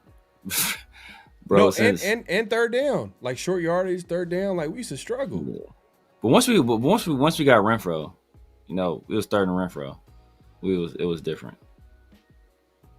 Yeah, but when it was like 3rd and 1, like we were just look, third and 5. Hey, 3rd and 5, third and Renfro. 3rd and 1. 3rd and 1, yeah. 3rd and 1, like he used to be like, I don't know what to do. Josh, sometimes. Oh, back in the day when we had, that was more goal line. That was Zach Crockett was goal line. But yeah, I mean, Josh did his thing from time to time. I mean, I think John Gruden as an offense, like if he's a head coach and didn't have any GM control, I think that could work. But see, I don't know if he's the kind of person that can work under those kind of constraints. Like some people, even if they're bad at doing like the GMing stuff, they have to be able to do it to feel like comfortable in their role. And maybe he's one of those guys. Like John Gruden, what he was good at was like his play designs and his first like scripted plays. Yeah. But after that, it would just kind of like it was like hit or miss. But he wasn't a bad coach. It's just he had his limits. Like at the end of the day, like we talked about earlier, he struggled down the stretch like consistently. Yeah. Like it was like happening every year. Every year we hit November, December, it was like a struggle. Like the Raiders are gonna lose games. And then on top of that, third down, short yardage, third down in red zones, he used to struggle. I'm nitpicking, and I'm not gonna lie, his loyalty to Paul Gunther was disgusting. It was pretty disgusting. Yeah. Like it was bad. Like it was really bad. But Paul Gunther was only here what? He's been here for 2 years, right? Was it 3? I thought it was 2. I thought it was 2 when he got rid of him. 2018, 2019. Was he the? I think he got rid of him. He got rid of him because remember he had Gus Bradley in 2020. No. He had him for 3 years. 2018. Maybe to start 3 years because we got rid of him. We got rid of him to mid-season. Because Gus Bradley. Oh, you know what? Hold up. Gus Bradley was that? Was Gus Bradley 2021 or 2020? I don't remember. I think that was 2021. Did they go to the playoffs with Gus Bradley? I think they did. So. I think so. Yeah, that's 2021. So 2018, 2019, 2020 was Paul Gunther. He fired him after 3 games in 2020 though.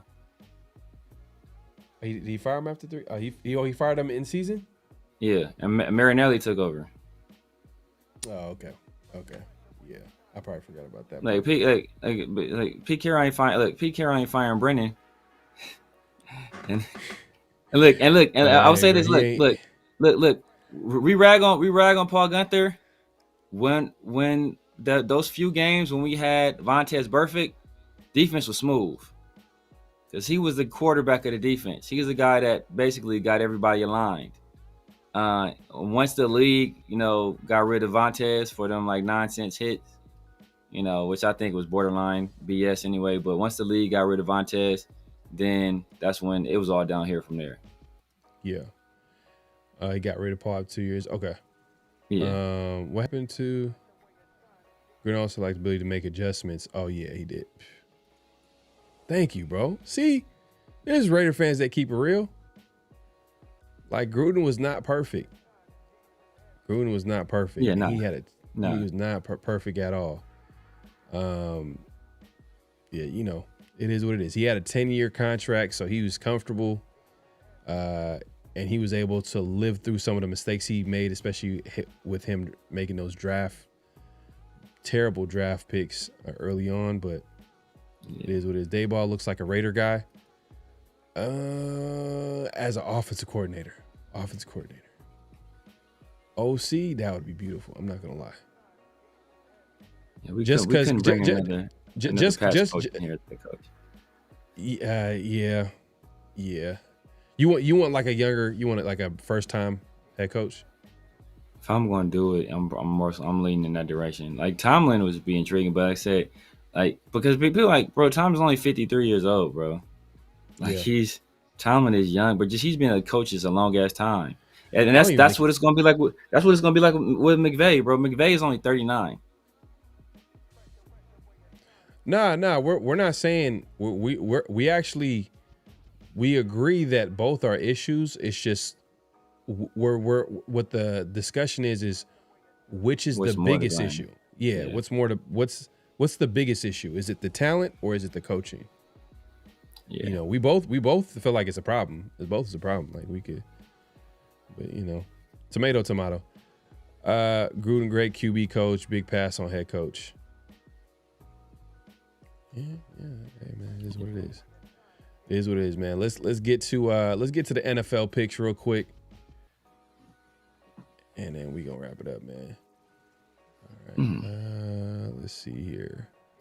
Boom. Appreciate everybody coming through. Make sure to clock in, hit that like button, hit that subscribe, and hit that notification bell. Here we go. So first game, what we got here? We got Seahawks, Falcons. Severe, man. Who we got? Going Seahawks. Kirk Cousins is unmitigated disaster. Man, he's that bad. It's terrible, man. Terrible. Yeah, man.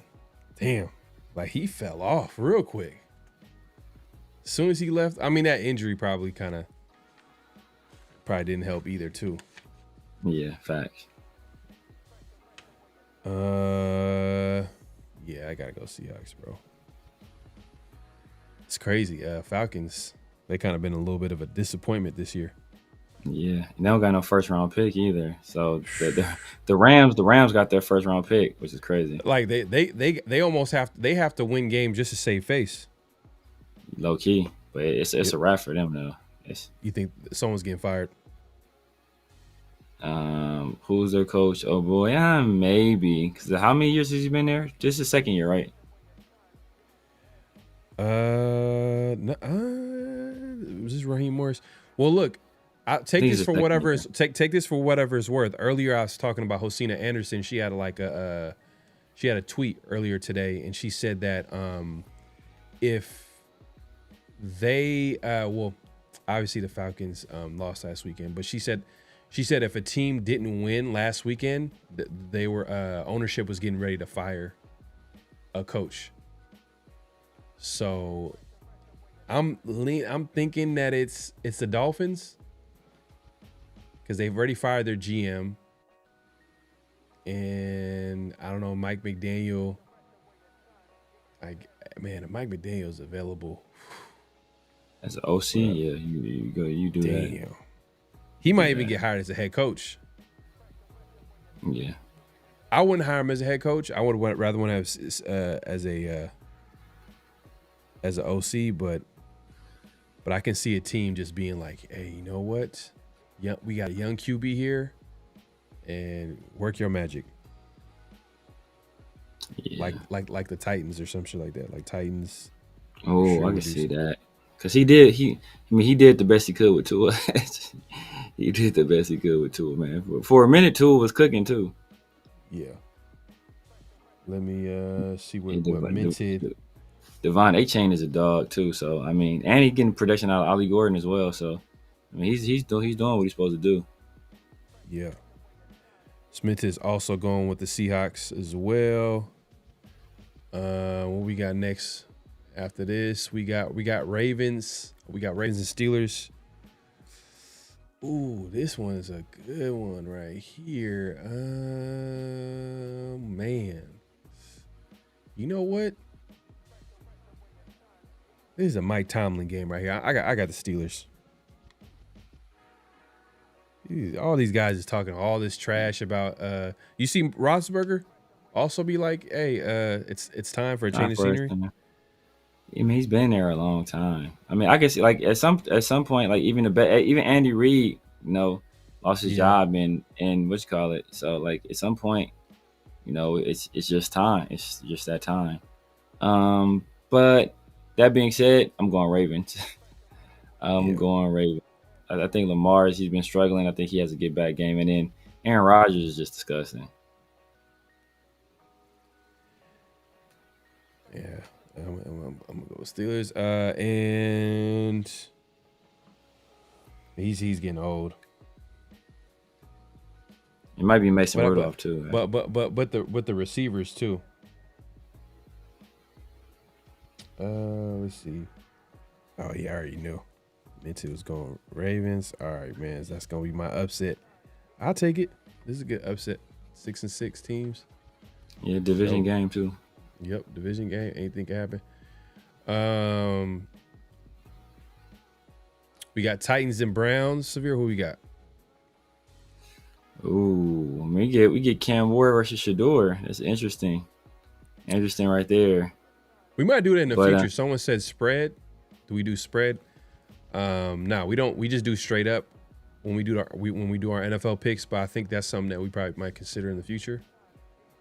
Because a lot of people do people do the parlays, man. They be gambling, so I think it might make sense.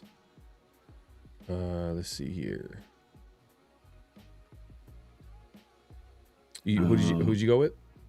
I'm going with the Browns. I mean, I think Shador has a solid enough game to keep them afloat. I think Jerry Jeudy gets benched. I think Myles Garrett has a crazy game. Damn, yeah. It's just their defense is crazy. Quinshon been playing well too.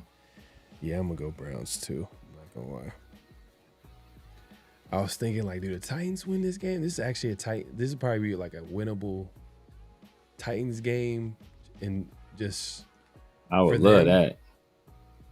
That's why I like. See, that's a little hope for me. You know what I mean? Just like because if the Raiders have number 1 pick, they don't have to trade up. They can do their best job of evaluating the best quarterback because you know the Raiders are going to draft the quarterback, and they get the best guy. Yeah. I couldn't name you a single player on the Titans offense outside of Cam Ward. Outside of Cam Ward. Man. And Cam, because Calvin Ridley's hurt. Chimdy Decay? Chimry Dyke? Oh, yeah, Chimry, yeah. His last name is not pronounced Dyke though. It's pronounced Dyke over here. Damn, man. It's like Decay or something like that, right? Like Decay, man. It's like Decay or something like that. Yeah, it's Dyke over here, man. His mama named him Clay. I'm calling Clay. Who did? Okay. Mint also went with Browns. Okay. Oh yeah, somebody said Tony Pollard. They still got Tony Pollard. Tony Pollard. They got Spears. They still got Tajay Spears or whatever. They still got Tajay Spears. Okay. They still got Tyler Lockett. They still got Tyler Lockett. I know, right?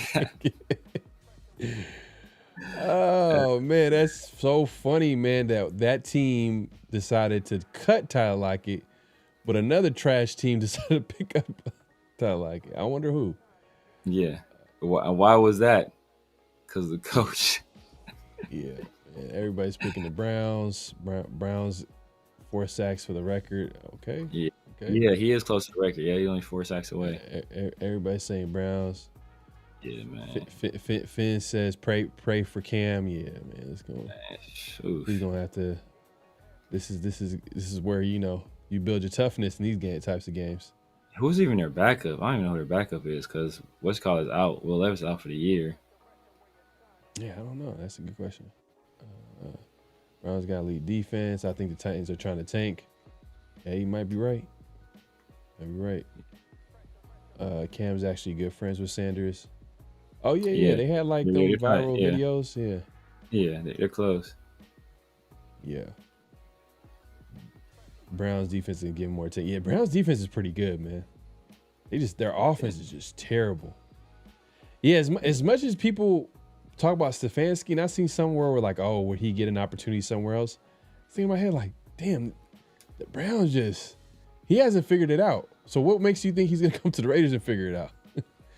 Man, he's won Coach of the Year twice. He won Coach of the Year, but like that's how like they respect him, but they look at the Browns as like, whew, terrible franchise. Like if you can win any type of games with them, like and that's where the Raiders are at. Just to let y'all know, man, the Raiders are all in the category of the Browns, Jaguars, but Jaguars as of late have been doing a little bit better than the Raiders, obviously.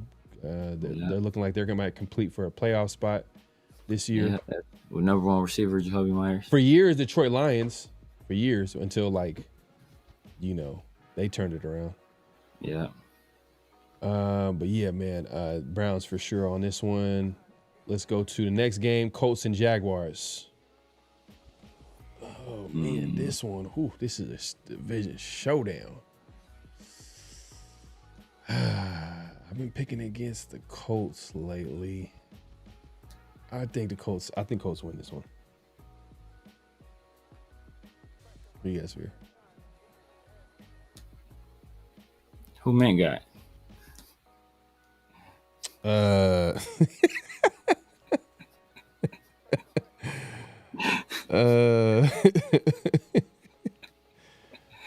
see here.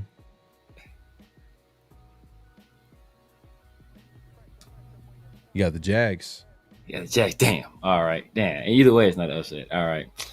Damn. I'm gonna go with the Colts then. I'm gonna go with the Colts. Oh man, got the upset. Okay. Let's see here. Let's see what chat. Let's see. We see got the Jags. I'm not mad at that. Kobe Myers been serving. Jags at home. People got the Jags. Kobe man, Myers hey, just put up 6 catches for 90 yards and a touchdown. Colts need to get right game, and it's going to start with Jonathan Taylor. Yeah. All right. Second round running back, Jonathan Taylor. Mm-hmm. Yes, sir. I know. I just caught that. Commanders, Vikings. Who you got here? Man, I'm going to go. I'm assuming JJ McCarthy is going to start, even if it's not JJ McCarthy. If it's that other dude, either way, bro, I'm going Commanders, bro. That dude, both them dudes is trash. Both them dudes is trash. I'm going Commanders. I don't care who's starting for the Commanders. Unless it was Justin Fields starting for the Commanders, I'll be picking the Commanders this week.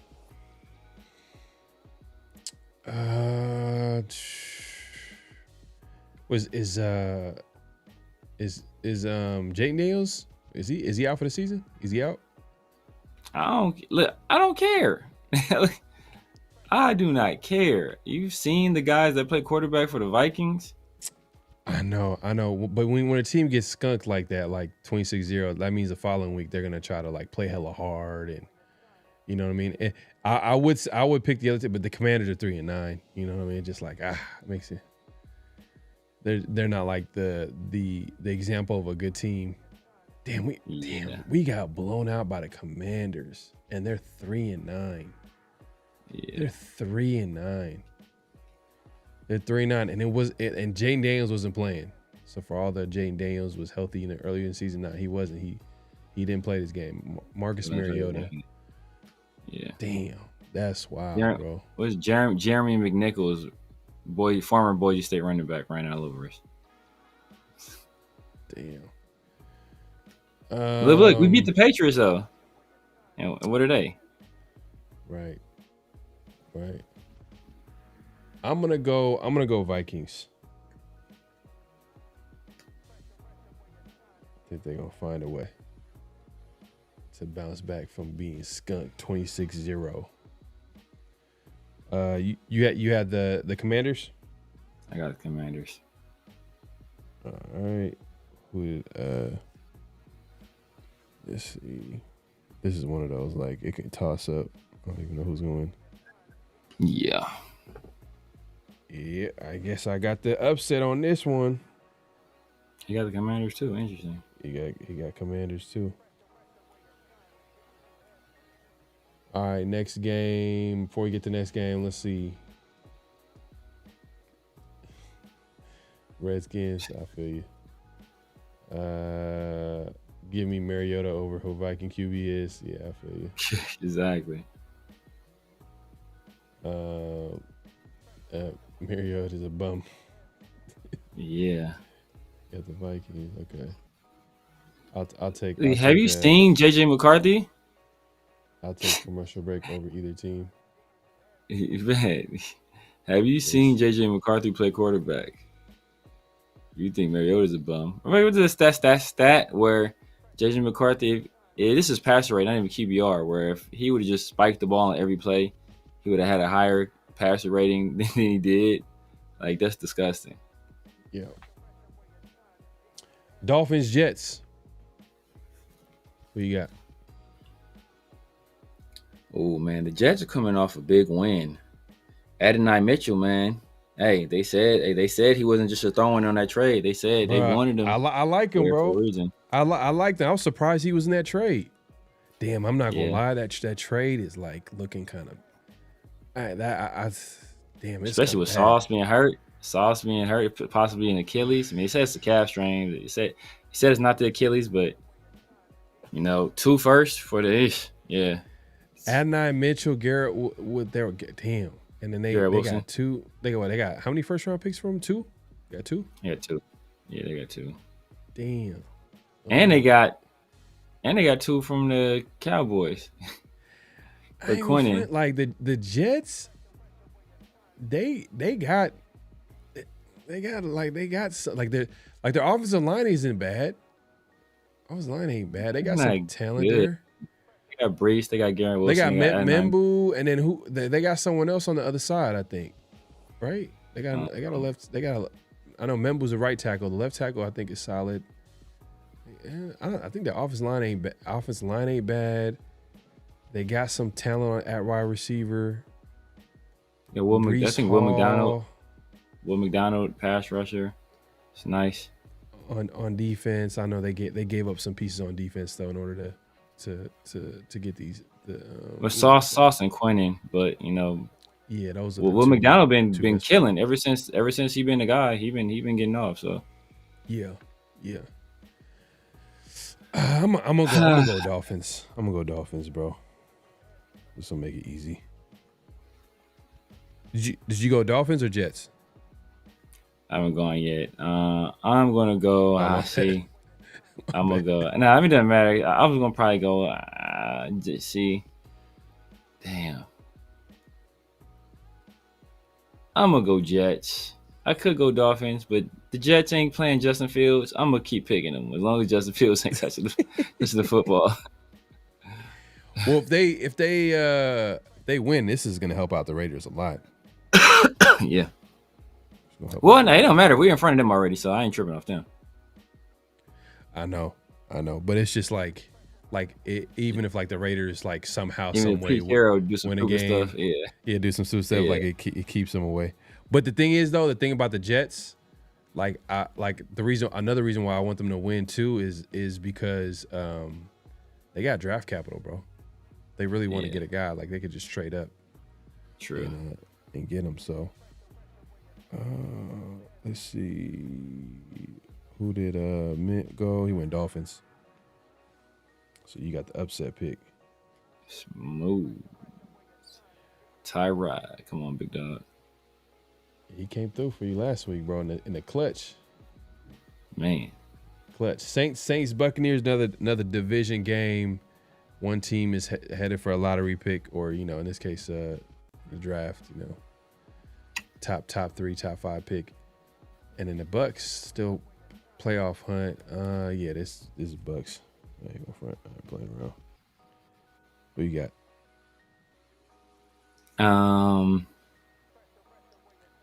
Hey, Tyler Show, man. He kind of been. Hey, look.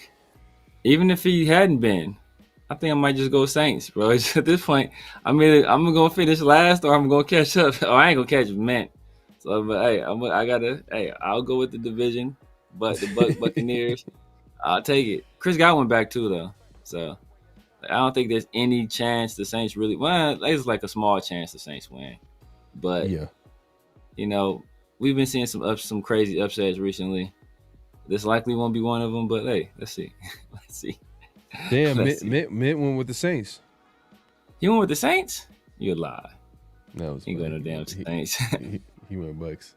He would have been hella. I'm about to say he messing up my. I would have been mad as hell, bro. I would have exited the live, bro.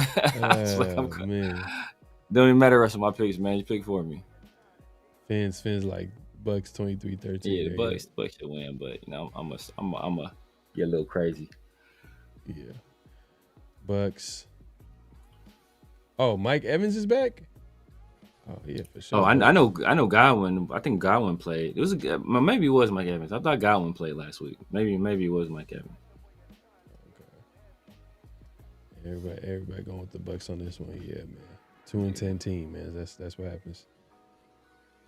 We got Bengals and Bills. Who you got, Severe? Man, I think low key. Well, let me start with Minted's pick here. Minted, he went with the he went Bengals. I can see that. Joe Burrow's back. They won last game, but that's kind of the Ravens kind of low key gave it up. Lamar played pretty poorly.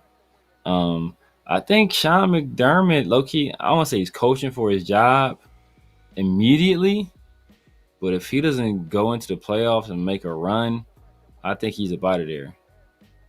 I think he's out of there. And man, I don't know. Probably not. It would be interesting if he gets fired, and if Tomlin gets fired, Tomlin goes to a team that plays in the cold. has a quarterback already there for him.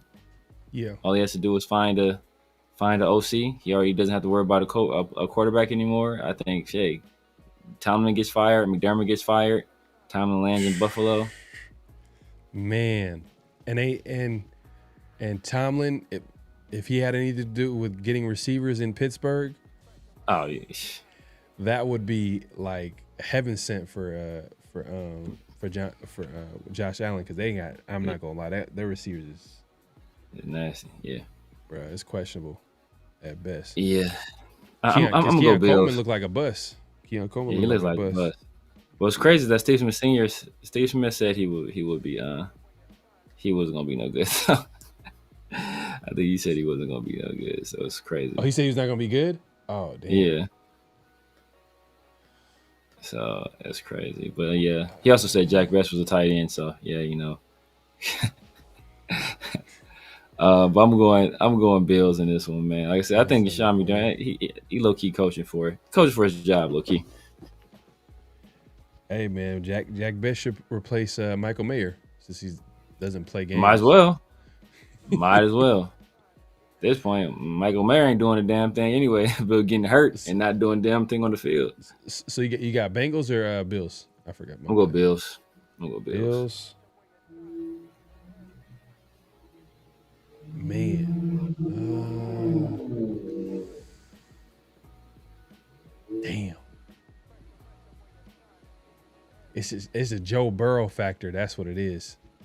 Yeah, man. That's really what it is. Joe Burrow, and those weapons, man. That's what makes it like the Bengals. So like, if Joe Burrow can get if he can get it going early on, he can make it tough for you. So that's why I kind of hesitated too. But it's just the Bills. It's like, damn, if it gets into a high scoring, like, can they keep up with that? Do they have like the pieces on offense to do that? Only Josh Allen. Well, Josh Allen and what you call it, the runner James Cook. Yeah. And they got old boy Don Kincaid if he's healthy. But I'm gonna go Bills. Bills 8-14, but they Bengals is like the sneaky team because they're not really a 4-8 team with Burrow. Exactly. Out there, man, but it is what especially Jamar Chase and T Higgins. Yes, sir. All right. Next game. Do we have another game? Yep, we do. We got the two more. How do we forget about this game? We got the Broncos and Raiders. We got a few games. Yeah, a few games. Damn, that's crazy. I think we got used to last weekend because a lot of the games got played. On Thanksgiving and Friday. Black Friday. Yeah. Broncos Raiders. Man, this is. I guess I'm gonna go Broncos this week, man. I gotta go Broncos, man. I'm gonna break my streak of not picking the Raiders, but. Man, they're just not a good football team, man. I can't trust them to win any games. I don't even know why I even picked them last week. I kind of bought into the Greg Olsen shit. I thought it was gonna be like the interim. I thought it was gonna be like the 1 weekend. Usually sometimes like teams go out and play extra. I remember like when the Saints like they fired their coach last year and the interim guy came in there and won a game. I think he might have won 2 in a row. It's like, yeah, man, the Saints. All they did was really mess him up on a quarterback, but. I am going to go. I know Mint is going to go Broncos. So, man, damn, man. Zach Allen's hurt. Let's see what Mint is going. He's going. Going Broncos. I already know he's going Broncos, but man, Broncos 2013. Score prediction. I'm gonna say.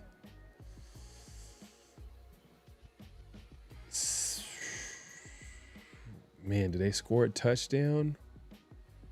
I don't know about that one. I think it's gonna be Broncos 17-10. I'm gonna say 17-10. Broncos 17-10. Bent said Broncos 2013.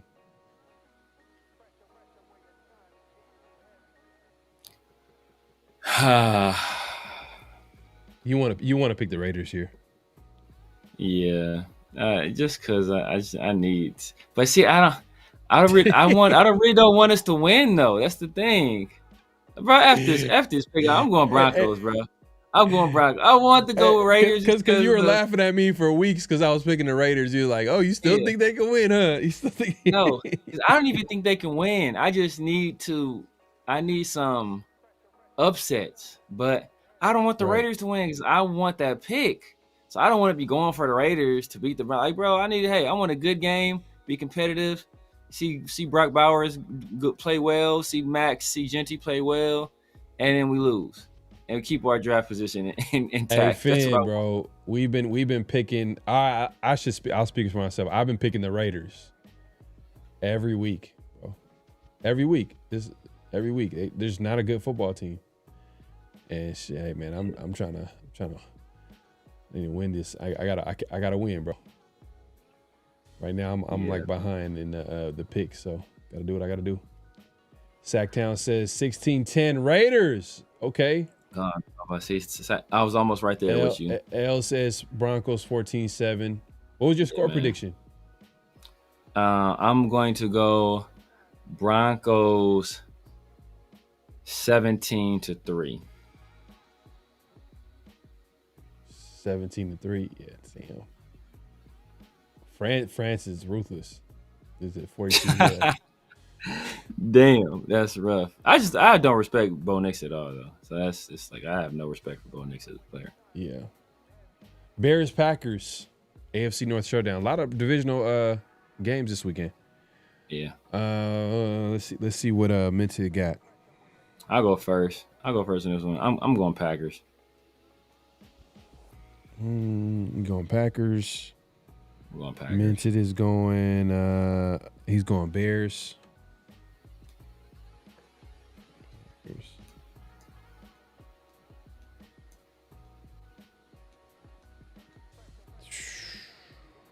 Let me see. Yeah, I'm gonna go Packers on this one. I don't know why I don't trust the Bears. Because Caleb Williams. Caleb Williams. I feel like Ben. I feel like they won games this year, but not. You saw us almost beat them, so you think they're fraud. And I've seen other games too where I'm just like, the Vikings game, first game of the season, like it came out like literally, and there was just other games after that, like the way they just like that's coaching though. I'll say that's good coaching. Like he's maximized that team, especially the young players. They're not all the way there yet. Like Caleb Williams, he's not all the way there yet, but you can see the talent at some points, but. Like the fact that like he came in and like improved their run game like that. Obviously they got the talent, you know what I mean? They invested in like the interior offensive line. They brought guys in there, but like to his coaching though, like he came in there, he improved that run game. Like they're doing things. There's a dude on social media. He does a great job of breaking down the run game or breaking down like film. What's his name? With the white kid, kind of chubby. Bro, he's like the way he be hella passionate, like he's like the John Gruden of like offensive line play. Like he loves that shit. But let's see what the chat's talking about here. Let's see. Ben Johnson, LaFleur. You out of pocket. JJ, Nate Hobbs, the boys are gonna represent. Jacobs dominates. Dontavian Wicks. Crazy. Yeah, look, I ain't saying it. But none guy though. Yeah, where's that guy drafted? He had to be a first round pick, right? I think he went undrafted. No, I'm just playing. Nah, he might. I think he's close. He's probably like 6th or 7th round pick. Yeah, man. Basically, if you go in the 6th or 7th round, that means you were like a last second decision away from being undrafted. Yeah. Yeah. Basically. Rams Cardinals. Another division game. AFC West. I'm going Rams. Rams for sure. Let's see what Minted got here. Minted also going Rams. Cool. This is something. This is a game I can get behind. Give me the Cardinals, baby. Give me Jacoby Brissett throwing for 425 yards. Right. Give me Jacoby Brissett throwing for 425 on 50 attempts. Ooh, this is a good one, man. Texans and Chief. Ooh, let me see here. Damn.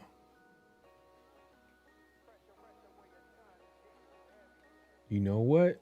I'm gonna go Chiefs. We'll go Chiefs. That means man must have went Texans. That damn set it off. That damn followed by you picking the Chiefs meant went Texans. Let me see who he got. Oh, he got Texans. Yeah, that damn followed by the. So I'm screwed either way. So if I'm screwed either way, I'm gonna go for my boy Coleridge, going Texans. Will Anderson and Danielle Hunter. The reason why I said damn is because the Texans kind of been on an upward trend. Like they've been like trending in the right direction. I've been and Texas been my pick, bro. Last week they were my upset pick. The week before, I think the Jaguars game, upset pick. But I feel like the Chiefs, like they got their backs against the wall. Yeah. I feel like they're gonna find a way to win this game. Like, if they lose a game, they might not make the playoffs. Exactly. There's a serious chance they lose another game, they might not make it. Exactly. Like the Texans got room to lose one, maybe, but Chiefs, this is like a must-win game. Must-win game. Who you got? I got the Texans. The Texans. Going Coleridge all day. Will Anderson, Danielle Hunter. Perfect. I'll take this upset. You ain't competing against me, bro. You ain't competing against man. I'm out the picture, bro. Basically, I'm out the picture, bro. This is a two-man race right now. I'm 10 games away, bro. Eagles, Chargers.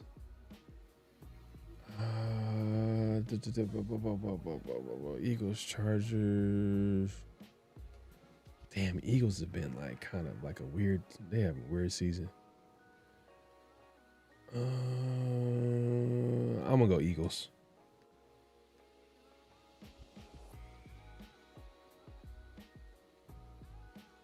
Who you got, Severe? Who did Mint go with? Because if he went Eagles, then that changes everything. I hate these ones. Oh, he went Chargers. Damn, what, man? Man, give me the Eagles, man. Give me the Eagles. There's gonna be more Eagles fans in SoFi than Chargers fans. The thing is, too, didn't Herbert have surgery? Oh, he on his non-throwing hand, maybe. I think he's playing though. He's still playing? Oh, okay, he's still making I it. think he's playing. They're probably gonna probably wrap it up or something like that. Let's see what the chat's talking about, because this one is Jalen Carter's out. Oh my god. Yeah, I think he's out, but Herbert not under center. Yeah. Yeah, shotgun. That's fine though. I think it matters though, especially if it's like a close game. Yeah, like I said. Ooh, Amari Hampton back. Damn. Ooh. Damn. Yeah, this is some big. I seriously consider Marcus Freeman. Yeah, man. Hey, I'm not gonna lie. I wouldn't be mad at Marcus Freeman, the Chris Shulas, the Robert Salas, the Clint Kubiaks. You know what I mean? I would like Brian Flores, but I don't think Brian Flores would even take the Raiders out. I ain't messing with Marcus Freeman. If I'm going to do any college coach, it'll probably be Signetti. Okay. He's everywhere he's gone, he's won. Like everywhere he's gone, he's won. He's turned Indiana to like a powerhouse in like 2 years. And he's like a quarterback whisperer. He had Mendoza. Mendoza's in the Heisman conversation. He had Curtis Rourke was invited to the Heisman. Like he was a Heisman finalist last year. Like that's a good one. Signetti. That's a good one. I wonder what's his background. Has he coached in the pros or is it just mostly it's just college? It's college. I think college. I think it's all college. I know he was coached at Bama for a while. He coached at Bama. I forgot where he went after. Then he was James Madison. I forgot where he was at before James Madison. But now obviously it's Indiana. Yeah. But yeah, that wraps up NFL picks. Appreciate everybody coming through. Make sure to clock in at this point, clock out, hit that like button, hit that subscribe button, hit that notification bell. Just a recap on the picks, upsets. I got the Steelers and Ravens. Mint got the Jags. I got the Vikings in the over the Commanders as an upset. Severe got the Jets over the Dolphins. Bengals by Mint over the Bills. I got the Saints. I got the Cardinals too. You got the Saints? Oh yeah, you got the Saints. Yeah, you got the Saints. I got the Cardinals. And you got the Cardinals. Yep. And Mint got the Bears. And he got the Chargers. Damn. We'll see. We'll see. Because I was looking at the. I don't know. Chargers don't really scare me. I was watching them. I was like, bro, like even though they won 31 to 13 or something like that, 31 to 14 against the Raiders. When I was watching the game, it didn't feel like the Colts, like the Colts and the Raiders. I felt like the Raiders were like, you know what I'm saying? Like it wasn't like that type of game. Like they were in control, but at the same time, like I didn't feel like they were like dominating to the point where like it's like, oh my God, like this Chargers team is so good. Like, yeah. But man, we appreciate everybody coming through at this point. Clock out, hit that like button, hit that subscribe button, hit that notification bell. Great show, great conversation. We back next week, 50-50 show. Also, back again around the Shield next Thursday, man. Definitely tune in. Hopefully, we'll have some more guests for y'all, and we'll chop it up and have a good conversation. Severe, if you want to let the people know where they can find you, what to look forward to, all that good stuff. Man, you guys know what it is, man. The Severe Raider here on YouTube, Snapchat, TikTok, X, IG, everywhere. The Severe Raider, man. Holla at your boy. Tuesdays and Thursdays with my dog PharoahNFL. Around the Shield and the 50-50 show. Obviously, Sundays and Wednesdays, I'm with my bros. Christian Protect the Shield and 805 Raider in the Raider War Room. And then I go live on Monday on occasions rather. I did live last night. If y'all ain't checked that out, it was smooth. Did about an hour last night, man, to make up. Okay. I missed this past Monday, man. So tap in with your boy, man. Hit that like button. Make sure y'all hype the video as well. That helps us out a lot, man. So make sure y'all hype the video too. Yes, sir. Yes, sir. Yeah, man, we'll be back at it. Definitely give us a follow on Around the Shield on X and IG. So if you want the latest and greatest with the Raiders, news, memes, all that good stuff, man, you can find it there on IG and on X. Definitely give a follow. The Signetti's age concern you? How old is he? They think he's like 61, I think. 61, something like that. Ooh, yeah. But Marcus Freeman is younger, though. Marcus Freeman is super young, but yeah. I mean, I like I said, we just hired Pete Carroll, bro. You gotta talk to me about no age, bro. We hired Pete Carroll. He can coach a decade and be younger than Pete Carroll. I'm cool. Yeah, man. But yeah, now we appreciate everybody coming through, man. Great show. We'll be back at it again. I'm trying to think. I I 64. feel like I'm forgetting to say something. Yeah, man, I forgot I was gonna say something. I forgot, but lost my train of thought. But yeah, man, I think you'll say coaching is a bigger problem. Then you can finally come out and say it. You know, you've been thinking about it this whole time. I know what I was gonna say. Man, we've been at it for like 3 hours, bro. 3 hours. 3 hours. We need to cut it. I've been saying this for a minute. We got to cut it down. Yeah. We got to cut it down. We're gonna cut it down, man. But let us know, man. Let us know in the comments. Do you like shows this long? Obviously, we're gonna try to cut it down to like an hour 30. I think an hour 30 is a good like middle. Yeah, hour and 30. It's easier for people to watch the second time. People that don't watch like live, because live you don't notice how long it is. You know, like how long the show is. But like you see a video pop up that's 3 hours, you might be like, I don't know if I want to watch all that.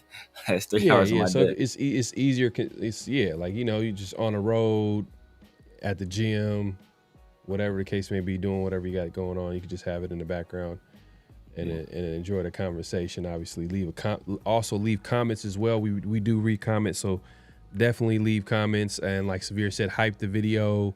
And they got all types of new stuff these days. Like they hype the video, hit the like button, hit the notification bell. Yeah, definitely leave comments. Let us know what your thoughts are. I know people are gonna watch the replay, so yeah, man, we appreciate everybody pulling up, man. Any last thoughts before we head out, Severe?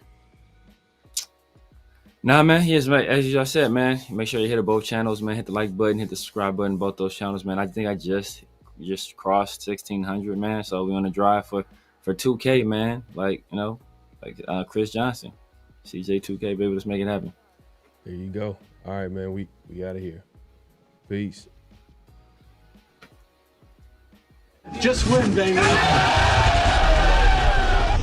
Hello? You play to win the game. You don't play to just play it.